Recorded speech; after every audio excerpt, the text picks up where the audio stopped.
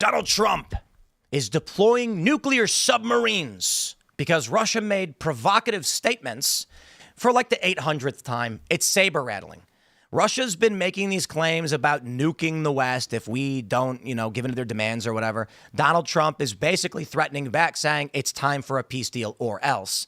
I'll stress, we don't know if he means nuclear-powered or nuclear-armed submarines, so it just does seem like saber rattling.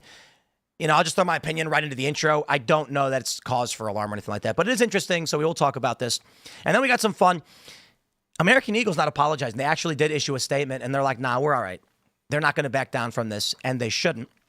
And then, of course, my friends, MasterCard's now saying they're not pressuring these video game companies to ban adult content. They're denying it, but their denial sounds like they're actually, it's actually true. And then we've got this, this is a crazy story. A jury is awarded money blaming Tesla Autopilot for a crash. So this could be just the beginning. We'll see where this goes. Now, before we get started with all the news, my friends, we've got a great sponsor. It is Alio. Check this out, my friends. Let me make sure I can pull this up and get everything going properly. My friends, we all know the world has become increasingly divided politically, socially, economically, but many of these divisions stem from a deeper misunderstanding of how money, markets, and policy actually work. Wouldn't it be great if there was an investment app that was designed by people who understand a macro perspective and how global events affect your finances? Now you can have the power in the palm of your hand with Alio Capital, the app powered by Altitude AI, which identifies shifts in inflation, interest rates, and global risk, then adapts portfolios in real time. Alio is designed for hands-on or hands-off investors. Macro investing for people who want to understand the big picture.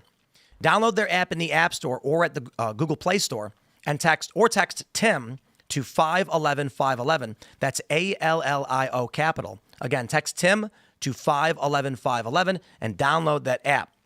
Let's see, what does it say? Including investing involves risks, including the potential for loss of principal. Past performance does not guarantee results. See terms and conditions. Text fees may apply. This is a paid sponsorship advertisement by Alio Capital. So shout out to Alio. Thanks for sponsoring the show. I also want to make sure we shout out our new Boonies HQ skateboard, the Declaration of Independence. This is going to be our static team board for those that like it. It's the American flag designed as skateboards, the bolts of the stars. And we're really excited to have had this launched, and we're going to keep this one forever. So pick it up when you can. I will stress, all of the other boards are being retired. So if you wanted to grab any of these before they go, we got the right to arm bears, step on Sneck and find out, boonieshq.com. They're all fairly old models, and we're going to start rotating once a month with new graphics and new images. And so pick those up while you can. Get them all while they're still hot. Don't forget, we got castbrew.com if you want to buy coffee. And I am proud to stress tomorrow's show with Michael Malice and Angry Cops, it's officially sold out. So actually, there might be one ticket. I think there's one ticket left. I got 30 seconds. Someone's buying it right now. Get there. Seriously. That's DC Comedy Loft. We're super excited. It is a sold-out show. It's going to be incredible. And don't miss the 9th. On the 9th, we've got tickets still available at DC Comedy Loft. So for everybody else, my friends, smash that like button. Share the show with everyone you know. Joining us tonight to talk about this and so much more, we got Jason Ellis. Yay. I made it. Who are you, sir? What do you do? I guess I'm a retired professional skateboarder, but I still skateboard, so you can't really retire me. And Tony Hawk is still a pro, so screw that, so am I. And I'm a comedian. That's really my job. And a podcaster. I was a radio host, but now I'm a podcaster. So I think that's pretty much all my jobs. I train people how to box. I teach skateboarding a little bit to the kids, teach them how to do it in a safe way. So that's pretty much my job these days. Right on. All right, it's going to be fun. Thanks for hanging out. Richie Jackson is joining us. I am Richie Jackson. I am executive director of the Richie Jackson Foundation, which is a nonprofit I started back in 2008 to hopefully one day cure me of a medical condition I have called proptosis, otherwise known as bulgy eye syndrome. Let's go. Are you joking? That's a yes. We also have Ian Crossland. Hi, Richie. Thanks. Jason, good to meet you, man. And also, I am also a comedian. I figured this out over the last week. People keep being like, what does he do? Oh, I just lighten the load, baby. Just as confused as you. Yeah, let's rock and roll. Oh, Tate. Yeah, what's up, guys? Talk to me, homie. Well, it's weird. I put the Australia shirt on this morning, just coincidentally, and then I was at a table with two Aussies. I don't know how that. It's just magic, I guess. You knew what you were doing. It's divine. Yeah, it is what it is. So, yeah. Is that cricket? Rugby. I have a bunch of rugby shirts, so Australia, it's a miracle. I'm from Melbourne, so Aussie rules. Let's go. I'm aware of rugby, but I was the guy that bounced it. Right on. Hey, let's jump into the news. We got this story from Reuters. Trump orders nuclear submarines moved after Russian provocative statements. Indeed. U.S. President Donald Trump on Friday said he had ordered 2 nuclear submarines to be positioned in the appropriate regions in response to remarks from former Russian President Dmitry Medvedev about the risks of war between the nuclear-armed adversaries. Security analysts called Trump's move a rhetorical escalation with Moscow, but not necessarily a military one, given that the U.S. already has nuclear-powered submarines that are deployed and capable of striking Russia. Okay, well, I don't like it either way. So Medvedev said on Thursday that Trump should remember that Moscow possessed Soviet-era nuclear strike capabilities of last resort after Trump had told Medvedev to watch his words. Based on the highly provocative statements of the former president of Russia, Dmitry Medvedev, I have ordered 2 nuclear submarines to be positioned in the appropriate regions just in case these foolish and inflammatory statements are more than just that, Trump said. I think it's a lot of bluster, and we don't know if they're nuclear powered or nuclear armed, which matters. But here's the reality. Russia's been threatening to nuke us and NATO nonstop for years.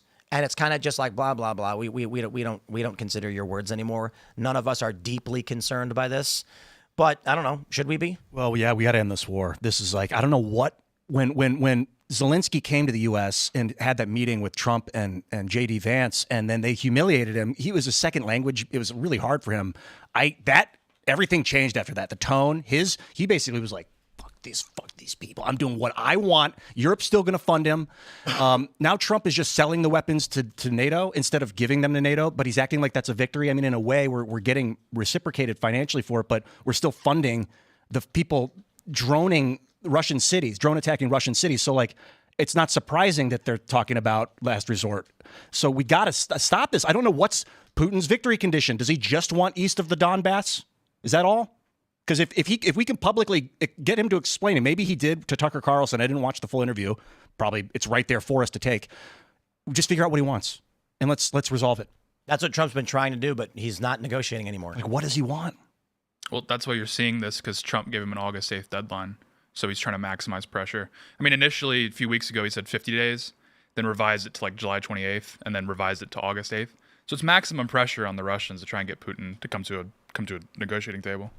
But yeah, I will stress how little I care about the conflict in Ukraine at this point. Yeah, because it's like Trump campaigns on ending the war, and then Putin's like, nah, and then I'm just like, why are we still giving money to these guys? Like, yeah, Trump is saying we're going to send more weapons and more money. Why? To like force Putin to negotiate or something? I honestly don't think the American people actually care about this at all anymore. No, I don't see flags in people's Twitter accounts or anything like that. Nobody really talks about it. If the Russians won, which it looks like is going to be inevitable in some fashion, there's going to be some sort of peace deal where the Russians take some territory. Maybe oil is going to go up to $6 a gallon. Do you think people can handle that? Literally, I'm asking. Well, it's the Europeans. I think we'll be fine. We have other partners. Trump can drill. We can take Canada. We can take Canada, yeah. We can take Alberta, as we should. No. We can unify with Canada peacefully. Yeah, right. Annex. Sorry, the correct word. Reclaim. Yeah. How factual is that story that a guy from the West, it was either America or Canada, he took the free citizenship deal in Russia, and he ended up getting conscripted, went to the front line, and allegedly just got killed? Is that That true? was legit. I heard that, but I don't know. That was a fast turnaround. That's what I heard. Yeah, I heard drone strike, yeah. Canadian guy? There's a Canadian guy serving in the guess it was either American live by or the Canadian. sword, man. And the sword is only across the street. It seems like it's in Russia and it's so far away, but like nuclear weapons, intercontinental ballistic weaponry, satellite weaponry that we don't even know, like they are our neighbors. So we should, and Alaska and Russia are like, what, 800 miles apart or something? I don't know. The Less than that, Bering bro. It's Strait, like 50 way miles. less than that. And And Sarah Palin could see it from her window. yeah, apparently, so. almost literally. It just seems like the red, white, and blue, man. Their flag, it's not a coincidence that it's red, white, and blue.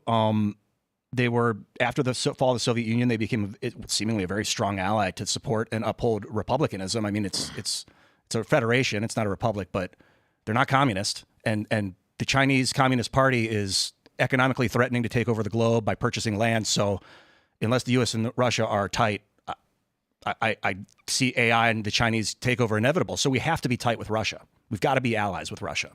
It doesn't, and the people are the people, you know? If you talk to them, they're the same as Russians are everybody great, else. yeah. I think everyone's lying and everything's fake. I'm with you. Yeah. Yeah. Smoke. Yeah. Like, this thing's been going on for years. We have no idea what's happening at this point. Trump wasn't able to negotiate a peace deal. But it's not just that. Like, you're talking about the negotiations, the trade, all the stuff we need to be allies with. And it's like, we're hearing now on the liberals are saying that the federal government is no longer tracking inflation data the way they used to. They switched it up in May so that Trump can effectively make whatever numbers he wants so it looks good. On the right, they're saying, no, that's not correct. The numbers are just good. And I'm sitting here being like, I don't know, man. It's all fake, I guess. Age of deep fake. They do want to demoralize yesterday, but it's a tactic to demoralize your others by getting them so confused that they give up. That is a tactic. So I feel that too. I feel like I don't even know what's real, so why even care? But it feels like I'm being opted by working. Yeah. Well, I think that specifically Trump's strategy is to flood the zone. It's flood it with information. If you keep changing deadlines, changing this, that, and the other. You think Trump is doing that? Yeah, I think that's part of his. I think that's part of his strategy. Is it allows the administration to have a lot more breathing room because some of the stuff they're pulling off right now would have been completely impossible 10 years ago. And I think part of that is because the media and the left are so demoralized, and no one can keep up with what he's doing because it changes each day. It's actually a strategy. That was the Pam Bondi Epstein strategy. Just say a bunch of random crap and then cross your fingers. That one's a little different story, but but as far as like negotiations go, I mean, I think that tracks certainly with Russia. It's better to what is it? To apologize than ask for permission. I think that's the strategy. Look at the I hate that so much. I do too, but it's functional on a mammalian level. I think mammals are more attuned to you just, taking what you need and then apologizing later, as opposed to, oh, can I? No, you're not going to be part of the gene pool. You're asking too many questions. I mean, you talk about Bro, that's a really, really weird way. It's deep mammalian behavior. Okay, so when you say you're not going to be part of the gene pool, can you now explain the logical conclusion of what you mean? People that wait to eat last, and they ask, can I have some of the meat from our kill? Can I? I'm waiting my turn. They're the ones that die because they didn't get fed. When you then say you won't be part of the gene pool, it implies something else. Saying that to the person that is just asking and refuses to just take it and apologize later. If you're always the person that asks, you might end up being, your genes may just not procreate because you're waiting to get fed. You're always asking. So there's a time and a place when you've got to seize the opportunity. And if it hurts people or things. You're actually right, because dogs will take food without asking and they'll apologize later, and there's millions of them. Right. Very good point. Interesting angle. I'm not saying as a human we should be doing this, but I think it's a mammalian trait. I did it the other day. My friend owns a horse. She's a rich person. She got a rich horse, and now I see the horse all the time, so it's our horse. And she was like, when you ride him, I want to be there the first time you ride him. And she hasn't been around lately. So I just rode him, and then I filmed it. And I was like, hey, I rode your horse.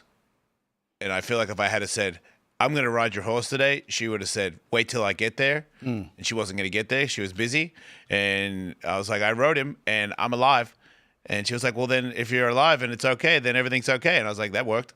There you go. See? So there you go. Yeah. But what I was told is, Ian, it's always ask, because you might not have to buy her dinner.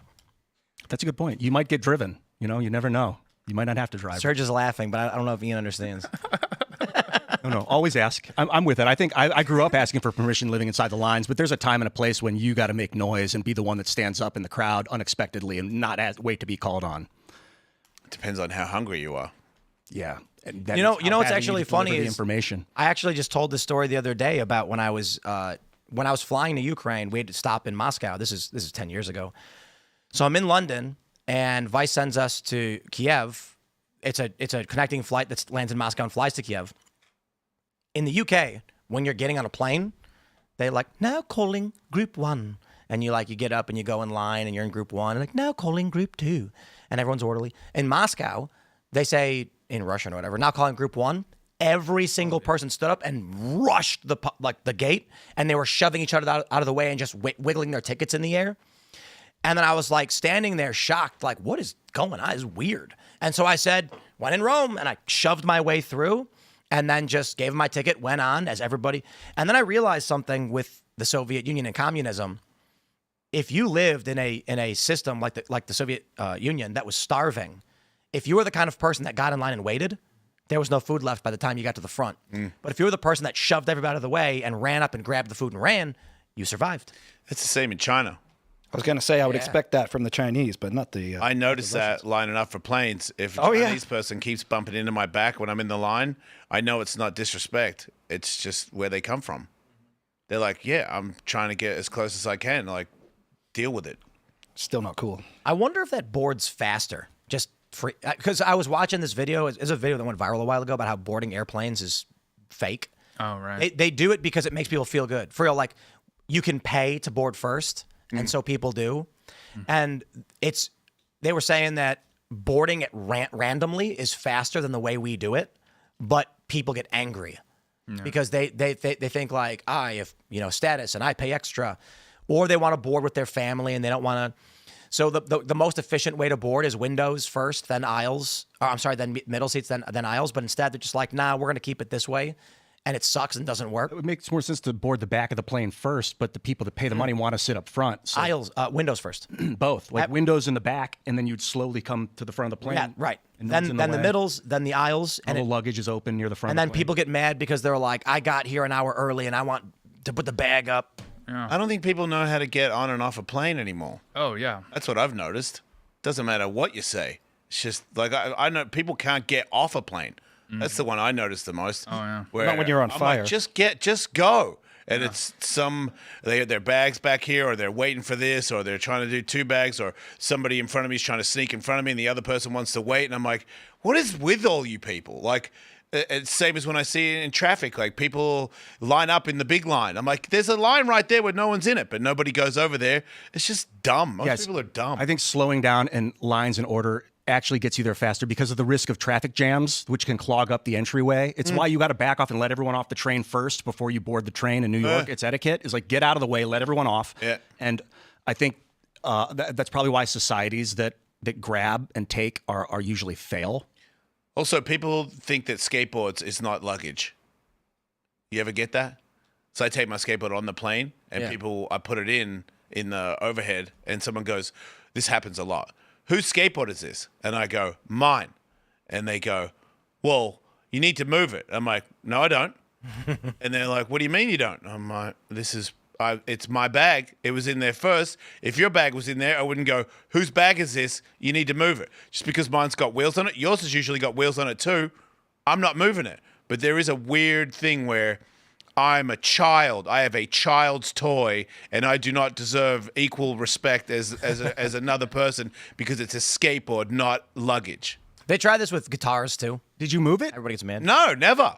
Okay. I get in trouble because I look like an asshole as well. So it's like, look, we're not trying to start trouble, sir. And I'm like, I'm not starting trouble. I'm just telling you that that's staying right there.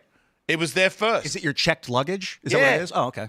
Yeah, there's a weird thing where people treat skateboarders differently than normal people. We are an oppressed minority. Yeah, I believe it. Yeah. I stand with you guys. I stand with you. Yeah, I get profiled, man. Tony Hawk, it's his fault too because he skateboards in the airport. And I do too because I see him do it. But the difference is, I've realized this from trial and error. When Tony Hawk skateboards in the airport, everyone goes, whoa, it's Tony Hawk. When I skateboard in the airport, people don't go, Run. whoa, cool, it's Tony Hawk. They go, who is this asshole? And who does he think he is? And then people get mad at me. Coming right You know, at you know me. what's funny? Like, do you think Tony Hawk understands his privilege? Oh, yeah. No, because we've talked about it when we used to have the podcast together. I had a security guy go to me, hey, you can't skate in here. And I was holding it. And I was like, I'm holding it. And he was yelling at me. And I was like, but I'm holding it. And he's like, well, you can't skateboard in here. And I'm like, agreed. But as you can see, sir, I am holding it. And he was like, it's people like Tony Hawk. And he mentioned him by name. And the first thing I did when I got home was go, dude, you are making my life hell. People are pointing me out now because you are posting videos of you skateboarding in airports. You ever watch 30 Rock? Yeah, yeah. Do you know that John Hamm bit they had where he was in the bubble? So in 30 Rock, John Hamm's character is so attractive. He's like mentally retarded. But everyone keeps talking about how great he is, how smart he is. Yeah. He thinks he speaks French, but he doesn't because Yeah. they just find him so attractive. There are people like that walk through this world getting away with things like Tony does. But he also does have stories where he gets treated like me because not everybody knows Tony Hawk. A lot of people do, a lot more than us. but every now and then he has been told you cannot bring that on the plane, because some people will make up their own rules on a plane. Like the flight attendant goes, you cannot bring that on the plane, and he'll go, how's that possible? I checked in my bags and the person said, you're bringing the skateboard on the plane, sounds good, but now you're trying to check, because some people pretend that, well, they think that they're their own security or they can call the shots. And now instead of you don't want to have an argument, but Tony will not argue with the lady if she's like, you can't bring it. But he's been checked before and called out for having a skateboard. You know what I do when I'm boarding a plane and they say like, hey, we're full, you can't bring your bags on? I just go, oh, sorry about that. I walk to the back of the line and then I hold the bag slightly at an angle to where the person at the gate no longer can see it. And then I walk up and scan my ticket and they don't say anything, and I walk out with my bag. Dude, they'll be like, you can't have two carry-ons. You can't have your backpack and your fanny pack. You have to put the fanny pack in the backpack is when you walk through the aisle, and then you can take it out. I've had that. Well, they make up rules. Like you're going through TSA, and then they yell at you. You're like, I didn't realize those keep your shoes on day. I'm sorry. Yeah. What's the deal with airplanes? They're pretty chaotic, but wonderful technology. Amazing. Let's jump to this next story from TMZ. American Eagle Sydney Sweeney's jeans ad is about jeans. Speaking of jeans that Ian was just mentioning. So they're actually trying to claim, they've issued a response saying Sydney Sweeney has great jeans is and always was about her jeans, her story.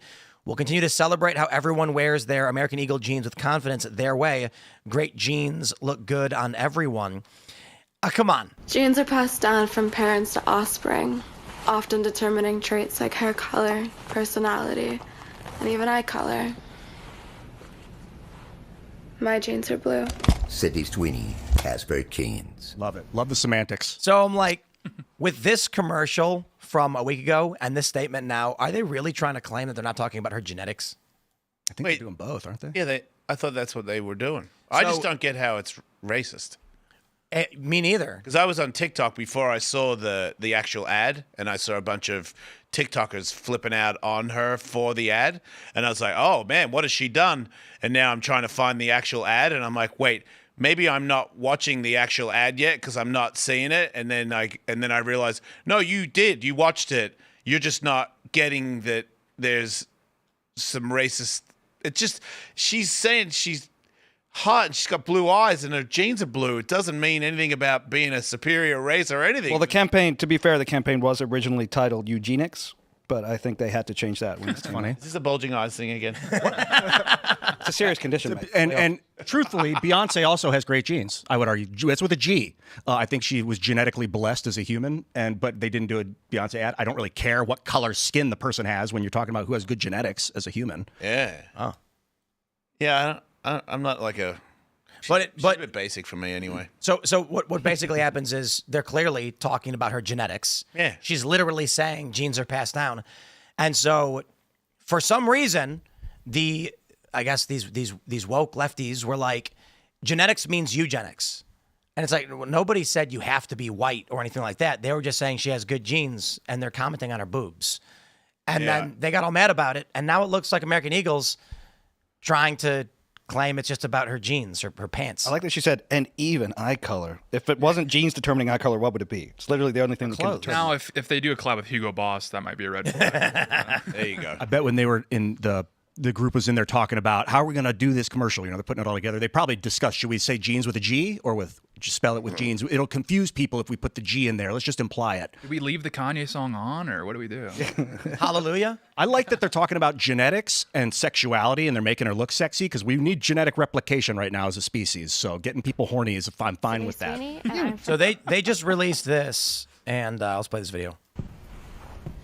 Hi, I'm Sydney Sweeney, and I'm from Spokane, Washington. I can work as a local hire as well, though, and I am available for the American Eagle jeans campaign shoot.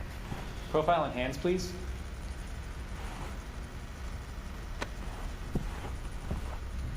Is that it? And those jeans suck. Thanks. They do. Love the flair. Are those the actual jeans? Those What do are you got against white Sweeney. people? No, hey, those look like Jinkos. No, those are a thing now. Really? Yeah, my They're bringing girlfriend's a little bit Jinkos back? younger, and I try to make her not wear those when I'm around her, but it's a thing. Too flowy? It's a thing. When you're hot, you wear bigger jeans now, and I'm like, why are you doing that? Like, Oh. yeah, It doesn't show the contour of the body as I much. don't know why. Look, each to their own. We go through phases, but my chick is hot, and I'm like, wear tight jeans. I don't care if someone else is looking. I'm looking. And your baggy ones, it's just like you look like you got pajamas on. Does she have any say in how you dress? She could, yeah, for sure. If she Has she recommended I'm things very that you've stylish, so I don't really have to worry about that. That's true, yeah. But if she was like one of those, you know, and I had like some Crocs on or something, which I would never do, but I would respect her for bringing that up. The Crocs stay on. They would no, they don't. They would never be on ever. I will never wear those. What are your shoes of choice? Nikes or Vans. Vans to skate, Nikes to walk around in. Okay, I'm about to get some hiking shoes tomorrow. Any? That's no, don't do that. Yeah, just don't do that. Yeah. Don't do why? hiking shoes? Why? Why They're would you do that? uncomfortable. No, they're What not. do you got? These are What on earth? New Balance. I don't They know were a why. gift. That's not hiking. Ian, No, you're a they're not beetle good for boot hiking. guy. You need some beetle boots. Boots. Yeah. I think you should go Crocs. Just high tops. Circle back.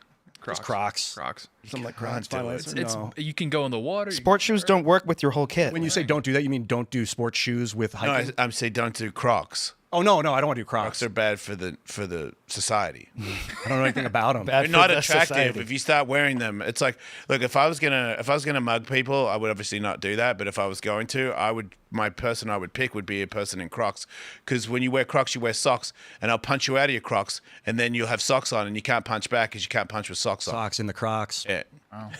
I get You're the better than alliteration that, and through you've got to be through. ready to protect your mum and your sister and your girlfriend.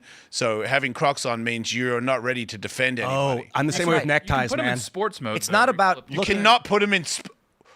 I'm just saying sports mode. It's not. It's no. Sports mode. Yeah, I've somebody tried to tell me that because I have a joke about it, and I was like, "Wait, sports mode? What?" And it's like, "Yeah, the little thing on the back, you flick it over, and now your foot's Yeah. in there." And I'm like, "It's not really in there." It's sportsy.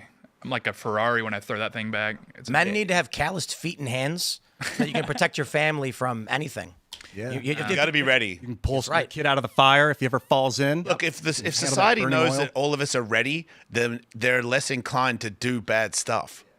You know, but if you're walking around or slouching around with your weird ass Crocs and socks on, Kinda asking and people for are it. like, "Man, you know what? I think I'm just gonna mug somebody today." Andrew Huberman was saying this exact. He's a neuroscientist. He was saying if you don't let your I'm attention, basically a fall- neuroscience, just so you know. I'm a doctor. He's saying if you let your attention fall into what's easy, that you become trained to become a prey animal. Yes.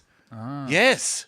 That's why I believe everybody should learn how to fight. Everybody should always stay fit. Don't eat too much crap. Like, you got to be ready at all times for the rest of your life. It's disrespectful to the people that need defense in your life, like mums, girlfriends, daughters, people like that, kids. Like, you can't rob me. You can't rob my family. You touch my family, I got you. You know, same as if I'm in a train. When people get mugged and people pull their phone out and film it, not me. I'm taking you out. Did you hear that? You hear that story about this was a couple years ago. A woman was on a train in Philly, and a guy started raping her on the train in front of people. And people filmed it. Yeah, that's all he did. They just pulled their phones and stood there and watched it happen. See, I've really analyzed this, and I get it because I've seen some videos lately where there's people getting jumped on the street, and I get it. People are like, "Why didn't somebody jump in?" I'm like, you know, if the person that jumps in is getting jumped. Like, that's, and I don't blame a normal citizen for not jumping in. They're like, I don't want to get knocked unconscious. That's a legitimate gripe. That's scary. But if you do it enough, if we all do it enough, it will start to become normal, and the bad people will be less inclined to do stuff like that because they know instead of pulling our phones out, like, it's pretty obvious that's what we do these days.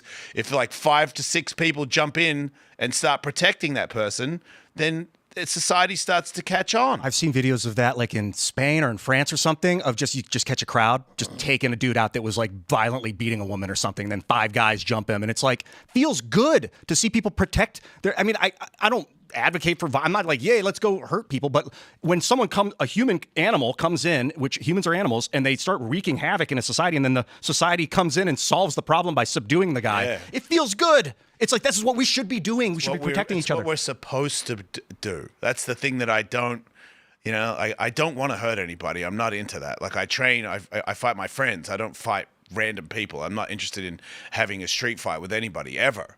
But if you are bullying somebody or beating up on somebody, 2 people against 1, I'm going to stop it.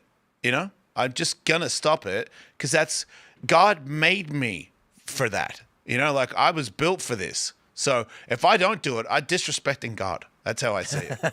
Like if you start picking on one person, it's 5 people. I'm jumping in, man, and I'm not trying to hurt 5 people, but I am going to break it up. And if I have to break it up by hurting somebody, then I will, because I'm not going to let you get away with it. I was thinking about how, and it's just one instance, the Chinese spy balloon that flew across North America, and people just sat there and watched this like dazed prey What could you animal do otherwise? make a noise about it or something. Not Make a noise at it. We talked about it. I We brought complained it a up. whole lot. Yeah, we talked about it as it floated over the United States, was snapping yelling at it. pictures or doing whatever. Yeah, And, I like, watched. Richie was screaming. It was kind of, maybe it's not so related, but a society of people that have become prey, that are, because they watch their TV screen and wait to be told so much. Did you know that wasps? I saw this. I don't know where. Probably TikTok, because I got problems. But beehives. Wasp will go to a beehive, and one wasp will kill bees one by one. Just grab him and sting him and kill him. And bees figured out that if they swarm that wasp and group up on him, they overheat the wasp until it dies. Yeah, And they don't have. They've got no Crocs on. You know what I mean? Like that is like a thing where they are protecting the hive, and we're way smarter than bees. Why don't we do that? Like why? We kind of do with police. well, because the issue is The police don't get there in time. but the problem now is if the wasp comes in and you swarm, you'll get called racist on the internet. You'll lose your job. You'll get fired. You'll get arrested. Hey, you'll get why criminally did charged, I you'll didn't get say the sued. wasp was black.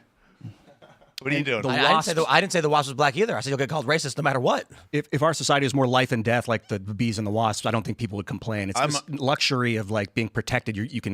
I'm okay to be called a name if I'm saving somebody. You know how they do it too? They surround the wasp and then they vibrate, and the frequency they vibrate at causes Makes heat. the heat. Yeah. It's pretty amazing, right? Because I don't feel like they know they're doing that, but they do it. They know that it kills it. It's crazy that they figured that out. Like I watched a video on it. I was like, you know, and I'm pretty sure like first 2 guys that get in, they probably get hurt. They're committed to the family, you know?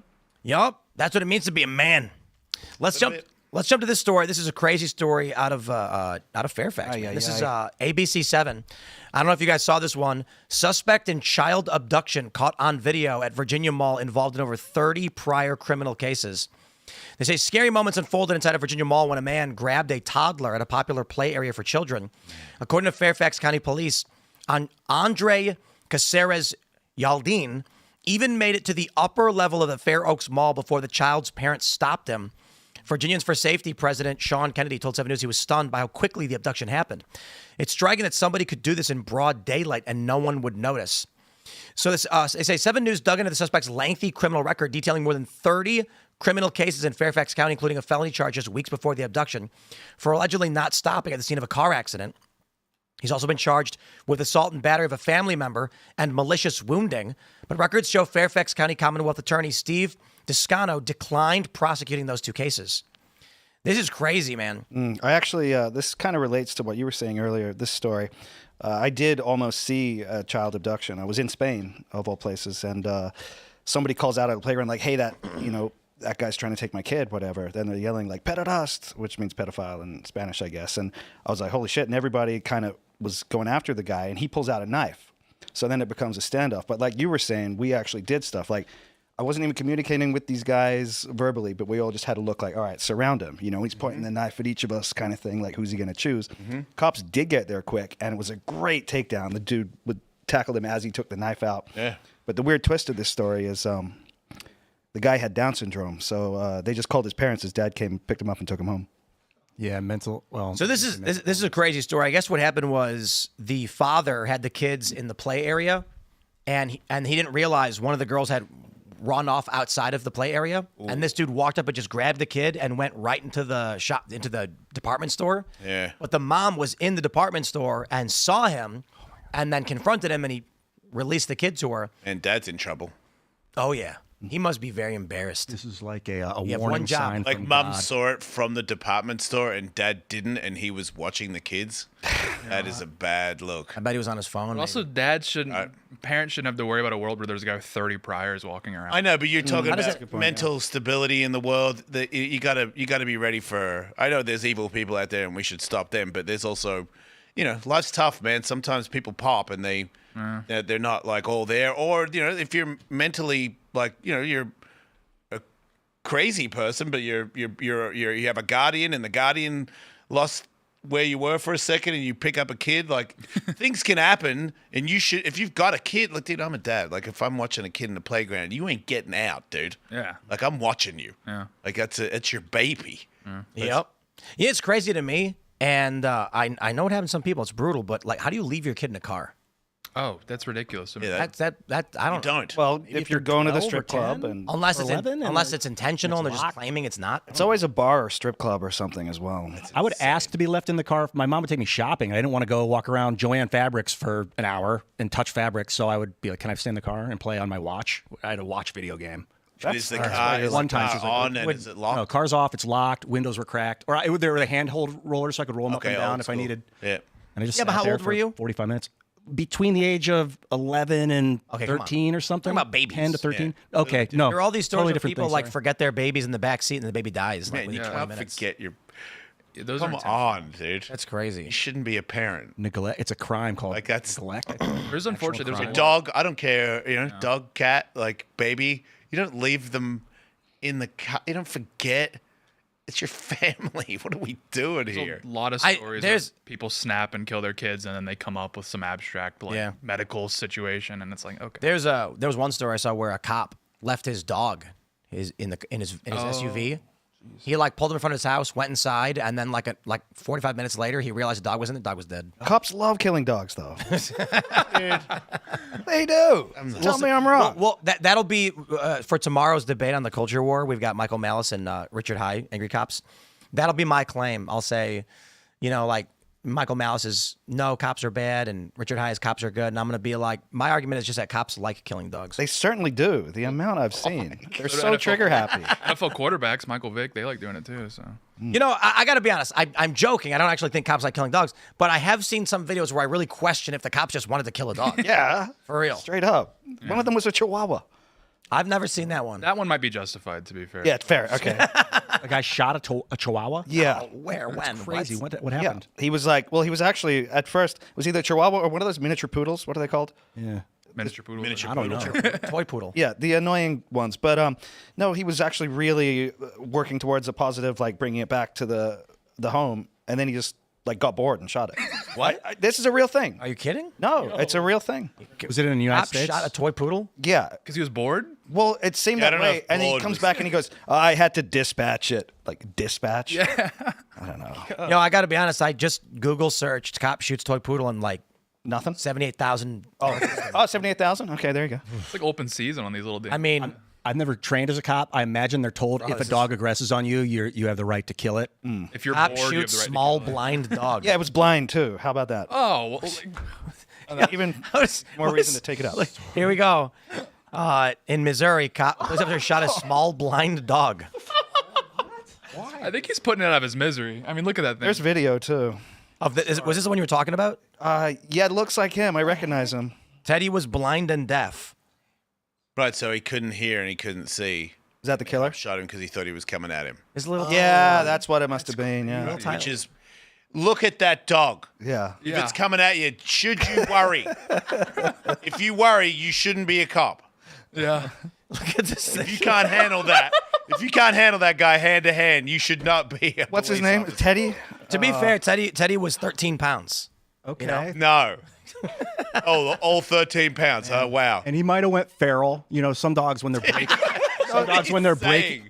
breaking down in their late Look at life, him. will get Feral Look at him. super aggro. He went feral. Saddest thing ever, dude.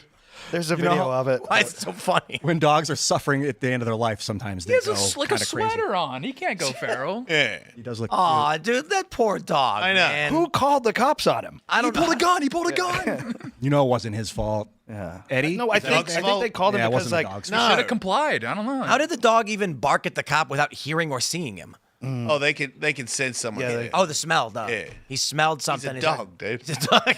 And then It does might it have been- say? Did he run at his legs and bite his legs or something? I think there's video of there it. is video. Oh, really? Yeah. I think the family might have thought it was like a fireman situation, like come and get my lost dog. It might have been like that.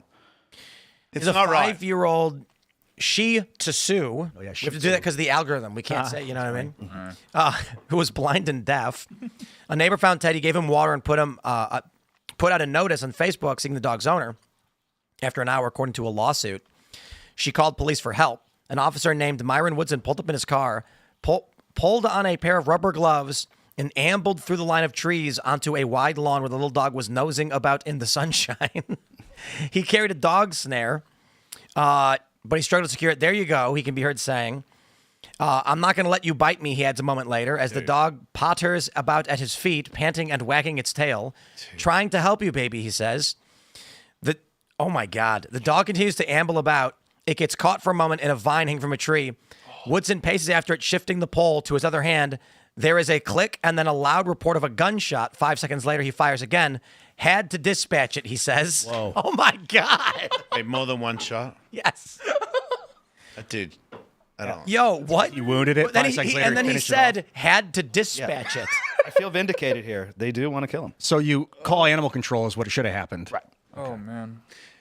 Jeez, bro.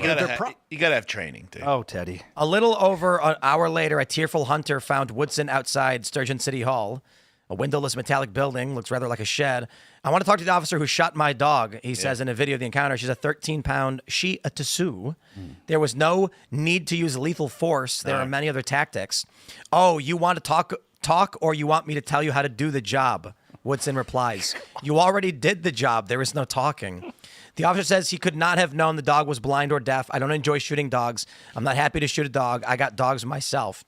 He said the dog might have been injured for all he knew. How was I supposed to know the dog was blind and just confused? What's that got to do with shooting it? Just pick it up. The story's crazy. It's a poodle. How did we end up on this story? We're talking about a child abduction. We're talking about Russia or something. Richie elucidated us to how much cops love going after dogs. Well, because look, I I want to say it again. Look, I Google searched cop shot a toy poodle, like Richie mentioned, and there's just a bunch of different stories about cops shooting dogs. Oh my gosh. There's Salt Lake City. There's what do we got here? It's her dog Sinatra. This shouldn't have happened. Seattle. There's going to be people watching the show that Hampshire? it's happened to. I know. I don't want to make Was fun there a of it 'cause scientific the owners study on? Look at this. University of New Hampshire. More than just collateral damage. Pet shootings by police. You know, I'm starting to think the activists got it wrong with BLM. It's dog lives, man. Yeah. Those cops are going around killing unarmed dogs. The term pet, though, that's interesting because is it domesticated? Did you train it properly? Because an untrained, like, big dog is so dangerous. Oh yeah. You got to dispatch them. I'm not talking about the baby eaters. Yeah, like that's a whole different thing. Like a German Shepherd. Then they say the pit bull. What are you guys' thoughts on pit bulls in general? Do you think that the I've known really sweet ones and I've known nightmares. Ban them. Ban them. You think so? Yeah. Ban them. Why? And the breeding? Yeah, because it's like they commit, 60-70% of fatal dog attacks, and they're 3-4% of the dog population. It's just like Really? they're bred to kill.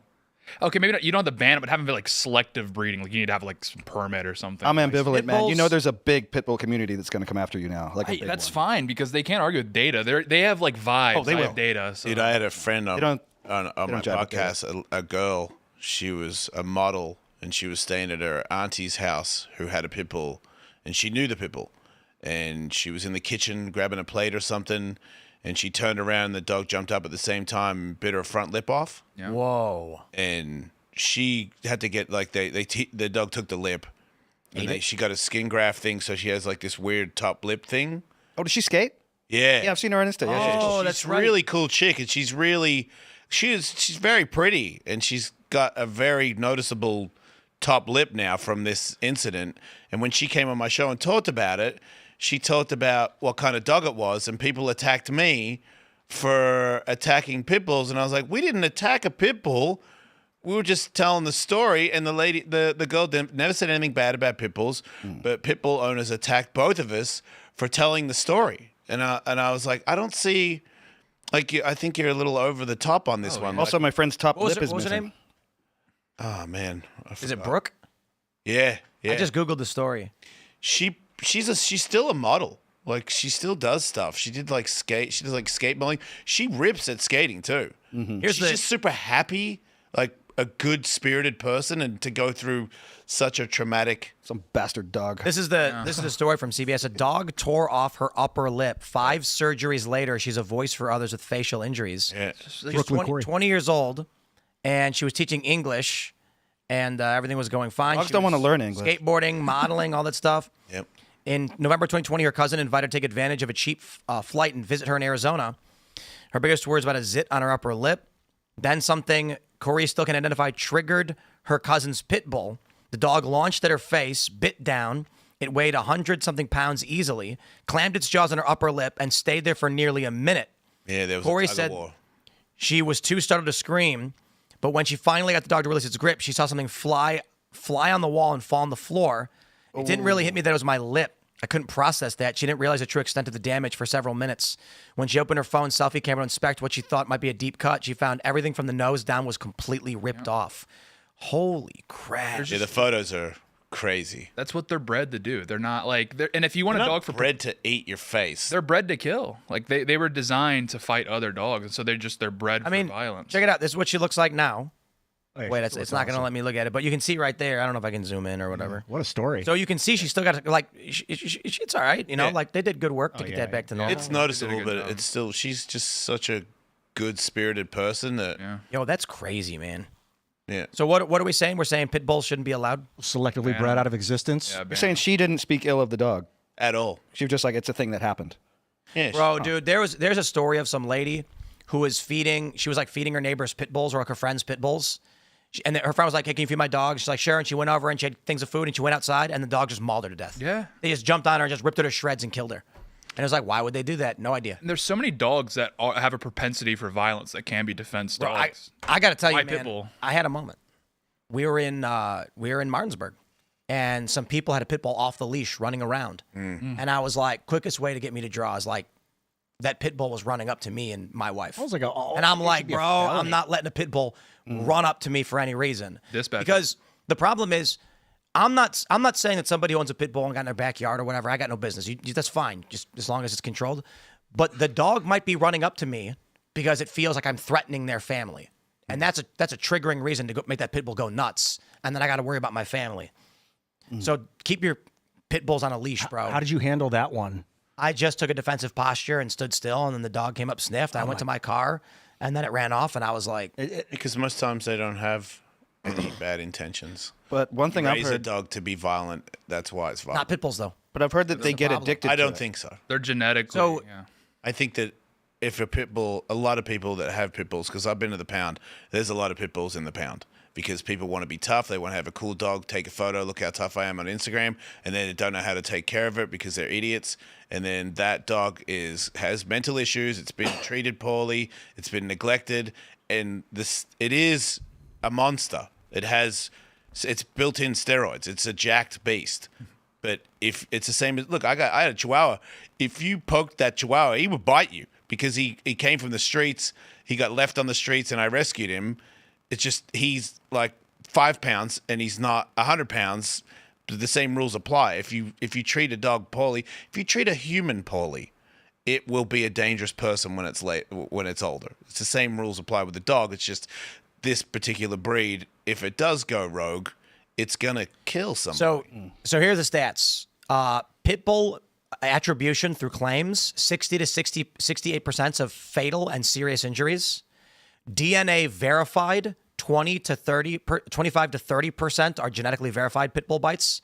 And pit bulls are 6% of the dog population. Yeah. So you said people claim 60 to 65% of claims are that this is from a pit bull, and So- 30% is verified by genetic. Reported, it's about 60 to 68, I think was the number. Yeah. 60 to 68% of reported serious or fatal bites are pit bulls. Wow. It's Of a lot those people that bites- get those dogs are those kind of people.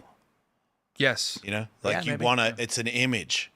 A lot of people get these dogs because they think they're a badass. Look at my badass dog, and they're not friendly to animals. They're not like pet friendly people. A lot of people get pets and don't take care of them or throw them away. Like that's why the pound is packed, because people think they want a dog, but they're not prepared to actually take care of the dog. Same rules apply with children, dude. So the People are terrible. the breed was created for bull baiting.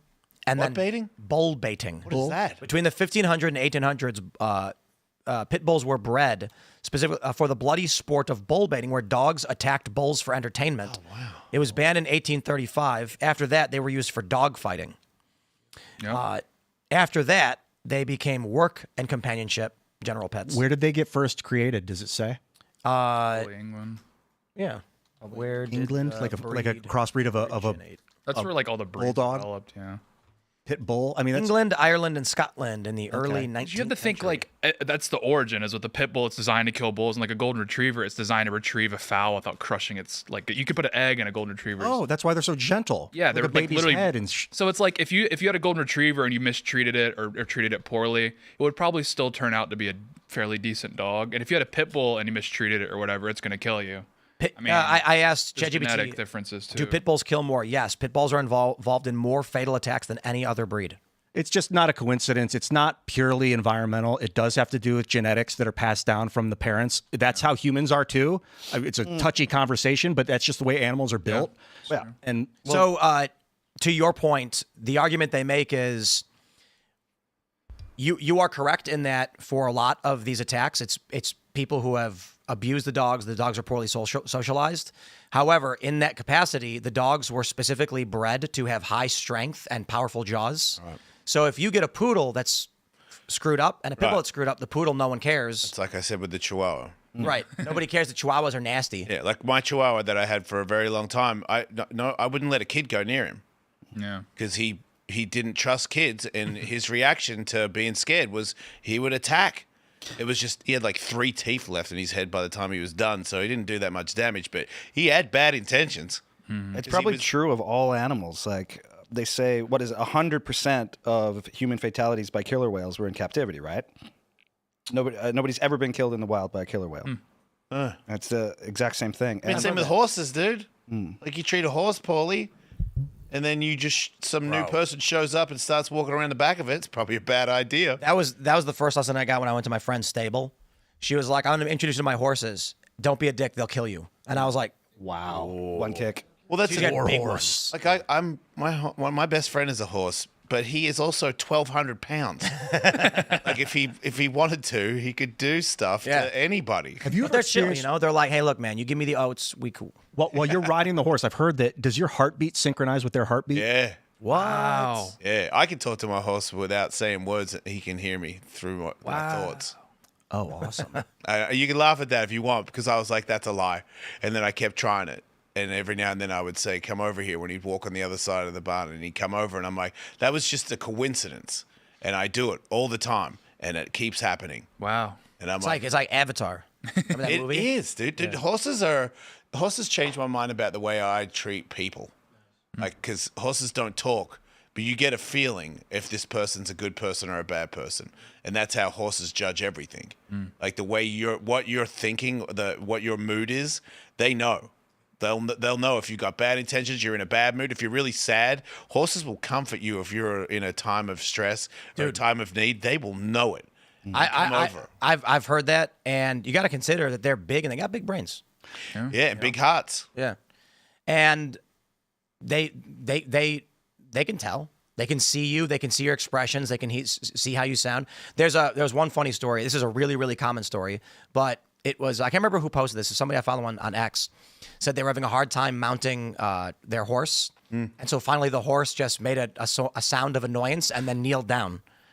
Wow. Like the horse was like, "Oh my God, you suck." And then just got down like, "Get on." I seen a video of the horse. He puts his foot up for the little girl, like a 9-year-old, puts his foot up and then pushes her up to get on his back. You know, I gotta be honest. Like, imagine there were these little fuzzy dudes, like raccoons or something, that just ran around and were harmless, and they'd run up to you and like pull on your pants and then climb up on your back and just ride around on you. Humans would be totally down with it. Yeah. Yeah. It'd be like, "This is hilarious." Yeah, if This guy's monkeys chilling. didn't steal your shit, I'd be down. But if let him crawl on me. that little raccoon was kind of an asshole and you didn't like him, You'd kick him off. You would. So You'd punch him off. I was gonna say deer. That's funny. Are horses the largest domesticated land mammal? No. Off the top of my head, what else is bigger? No, well, domesticated. Bulls? Yeah, I guess we domesticate bulls. Wait, bulls They're are bigger. domesticated? Yes. But horses are huge. Wait, are they? Yes. You say Oh, yeah, people do ride them. You're right. Yeah. They don't exist in the wild. Like, what is? Let me ask you. What is the proper name of the animal? For what? What do you mean? Esquilax. Oh, like the scientific name? No, it's just like, so I can point to a chicken and call it a chicken. Yeah. Right? A bull or a cow. What are they? I don't know. They're Some both might say cows. cattle, perhaps. Okay. Maybe. Bovine. But cattle refers to the group, you know? So, yeah, bovine, perhaps. The point is, colloquially in English, we don't call them by their animal name. We call them just bulls or cows. Yeah, it's weird.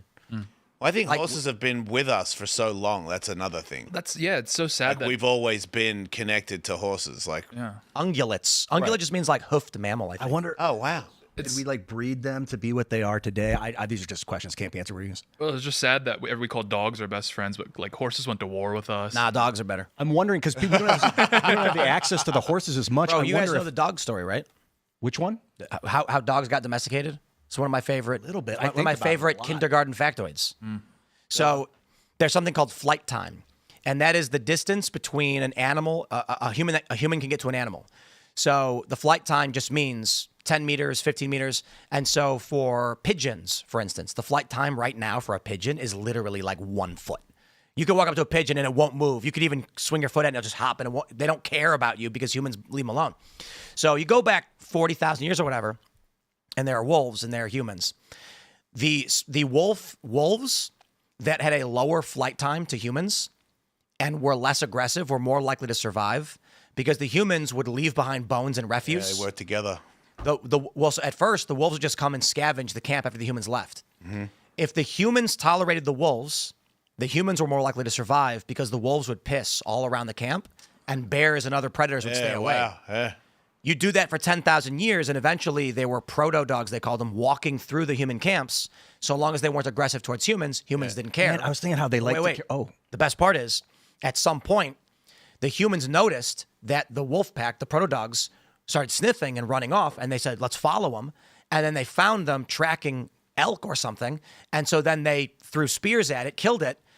Everybody got to eat, and this created the evolutionary pressure where dogs and humans were naturally selected together to survive. Yeah. Now, here's the best part. How did cats get domesticated? Yeah, I know about this. They're an invasive species we tolerate. Right, but they started to hang out in like, was it in Native Americans? I think Kill the rodents, you Egypt. fools. That's incorrect. Really? Myth. Terriers were bred to kill rodents. Cats, we just tolerate because we find them to be funny. But he says a lot of crazy stuff. This is why. Sorry, this is why. My dad told me, he's a firefighter. He says, do you know what happens if there's a fire and the family has a dog? They'll find the dog scratching its paws bloody, trying to break the door down to save the family. Do you know what happens with the cat when there's the fire? He gets out of there. We haven't figured it out because we never find the cat. Yeah, because he has the capability. The cat's just, here's Dogs another don't one. have the capability. Do you know what happens when someone who owns a dog dies of old age or natural causes in their home? They eat Yeah, him. we all know The this. Dogs have eaten people that have died as well. I know Typically- you're going to say cats eat people. Typically, the dogs are found dead of dehydration next to their owner. Cats just eat the body. Yeah. It's nothing personal, man. It's survival. I was thinking about how I'd eat you too if I was alive. how the dogs carry sticks and they love carrying sticks, and that at some point in the past we must have either they watched us collect firewood. That's basically what they're collecting. Firewood is what I think that comes from, and we picked the ones that love to go get the firewood for us so much. Maybe they watched us. Okay. Or like mimicking us, bringing the sticks back, and the ones that really loved the sticks we would breed more of. To make, and then Never made the firewood connection. But Yesterday, I thought of it. I watched a video of dogs carrying sticks. I'm like, oh yeah, I drag sticks out of the Is that a woods. thing you came up with? I just thought of it yesterday. You know what? I think you're wrong. I think I've seen those videos where the dog carries the beer to the guy. Yeah. And beer is what created civilization. So I think it was actually beer. Yeah, the drunk. They were like, what do we better need argument. dogs for? Watch this. Hey, beer. And the dog gets it and they're like, yo. before we move on, I do just want to say, like, you made the claim that horses can't talk, but I think back in the day they used to, right? Well, speak. Well, there was this language. there was this black and white show. I remember it. It was. Mr. Ed? Yeah. You didn't Yeah. need to go there. We could have just moved on to the next subject. Let's move on. Wilbur. Let's jump to the story from the New York Times. Yo, this is a crazy story. Jury says Tesla was partly to blame for fatal crash. Lawyers for the family of a woman struck and killed by a Tesla sedan in 2019 argued the company's autopilot software should have avoided the crash.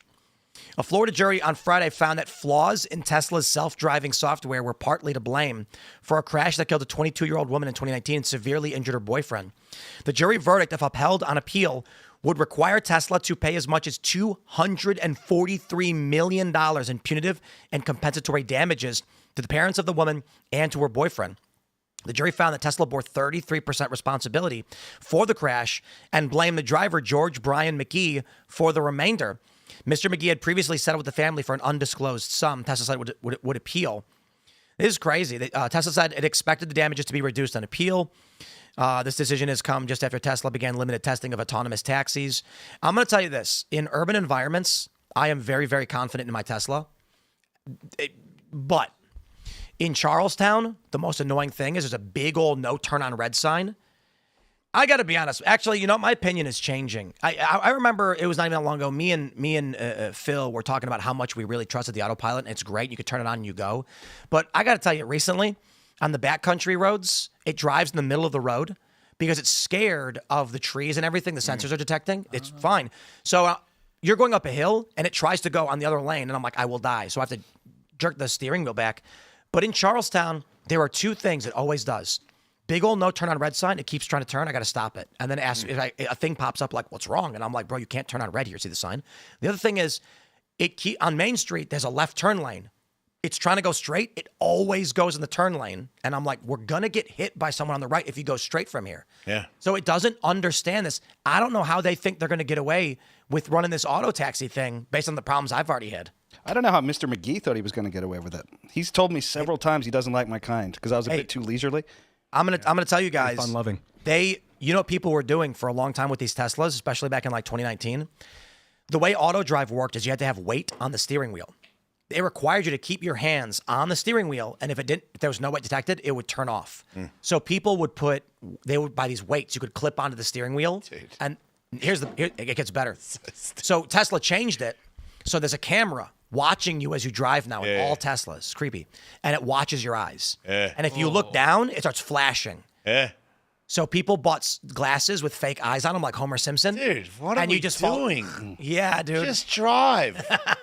Man, that is so, like, you just think you're so lucky, don't you? Like, let me figure out a way to just do my best to let the robot drive the car down the road. Like, how about just drive?